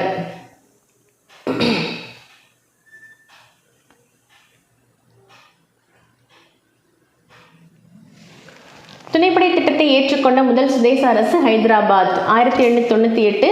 அதனைத் தொடர்ந்து ஏற்றுக்கொண்ட இந்திய அரசுகள் தஞ்சாவூர், அயோத்தி, போன்ஸ்லே, குவாலியர், இந்தூர், ஜெய்ப்பூர், உதய்பூர் மற்றும் ஜோத்பூர். அதோடைய ஆண்டுகள் எந்த ஆண்டில் ஏற்றுக்கிட்டாங்கிறதையும் கொடுத்துருக்காங்க. ஃபைனலாக வாரிசு இழப்பு கொள்கை. டல்ஹௌசி பிரபுவின் இந்தியாவில் ஆங்கிலேயரின் ஆதிக்கத்தை உயர்த்துவதில் முதன்மை சிற்பியாக இருந்தார். அவர் ஓர் ஏகாதிபத்தியவாதி ஆவார். ஆங்கிலேய பேரரசை விரிவுபடுத்துவதற்காக அவர் வாரிசு இழப்பு கொள்கை என்ற புதிய கொள்கையை கொண்டு வந்தார். 1848ஆம் ஆண்டு அவர் அறிவித்த இக்கொள்கையின்படி சுதேச மன்னர்கள் ஆங்கிலேயரின் அனுமதியின்றி வாரிசுகளை தத்தெடுக்க நேரிடும் பொழுது மன்னரின் சொத்துக்கள் தத்தெடுத்த பிள்ளைக்கும் மன்னரின் ஆட்சி பகுதி ஆங்கிலேயரின் தலையாய சக்திக்கும் செல்ல நேரிடும் எனப்பட்டது. ஓகேயா. ஸோ இக்கொள்கையினை இந்தியர்கள் கடுமையாக எதிர்த்தனர். 1857ஆம் ஆண்டு பெரும் புரட்சிக்கு இக்கொள்கை முக்கிய காரணமாக அமைந்தது. வாரிசு இழப்பு கொள்கையின் மூலம் டல்ஹௌசி பிரபு இணைத்து கொண்ட பகுதிகள் சதாரா, ஜெய்ப்பூர், சம்பல்பூர், பகத், உதய்பூர், ஜான்சி மற்றும் நாக்பூர். ஆங்கிலேயர்கள் வெற்றி பெற்றதற்கான காரணங்கள்: மிகப்பெரிய கடல் வலிமை, நெசவு தொழில் வளர்ச்சி, அறிவியல் ரீதியாக பிரிக்கப்பட்ட தொழிலாளர்கள், பொருளாதார வளர்ச்சி மற்றும் ஆங்கிலேயரின் திறமைமிக்க ராஜதந்திரம். இந்திய வணிகர்களிடையே நிலவிய பாதுகாப்பின்மை உணர்வுகள், இந்திய அரசர்களின் சமத்துவமின்மை மற்றும் அறியாமை.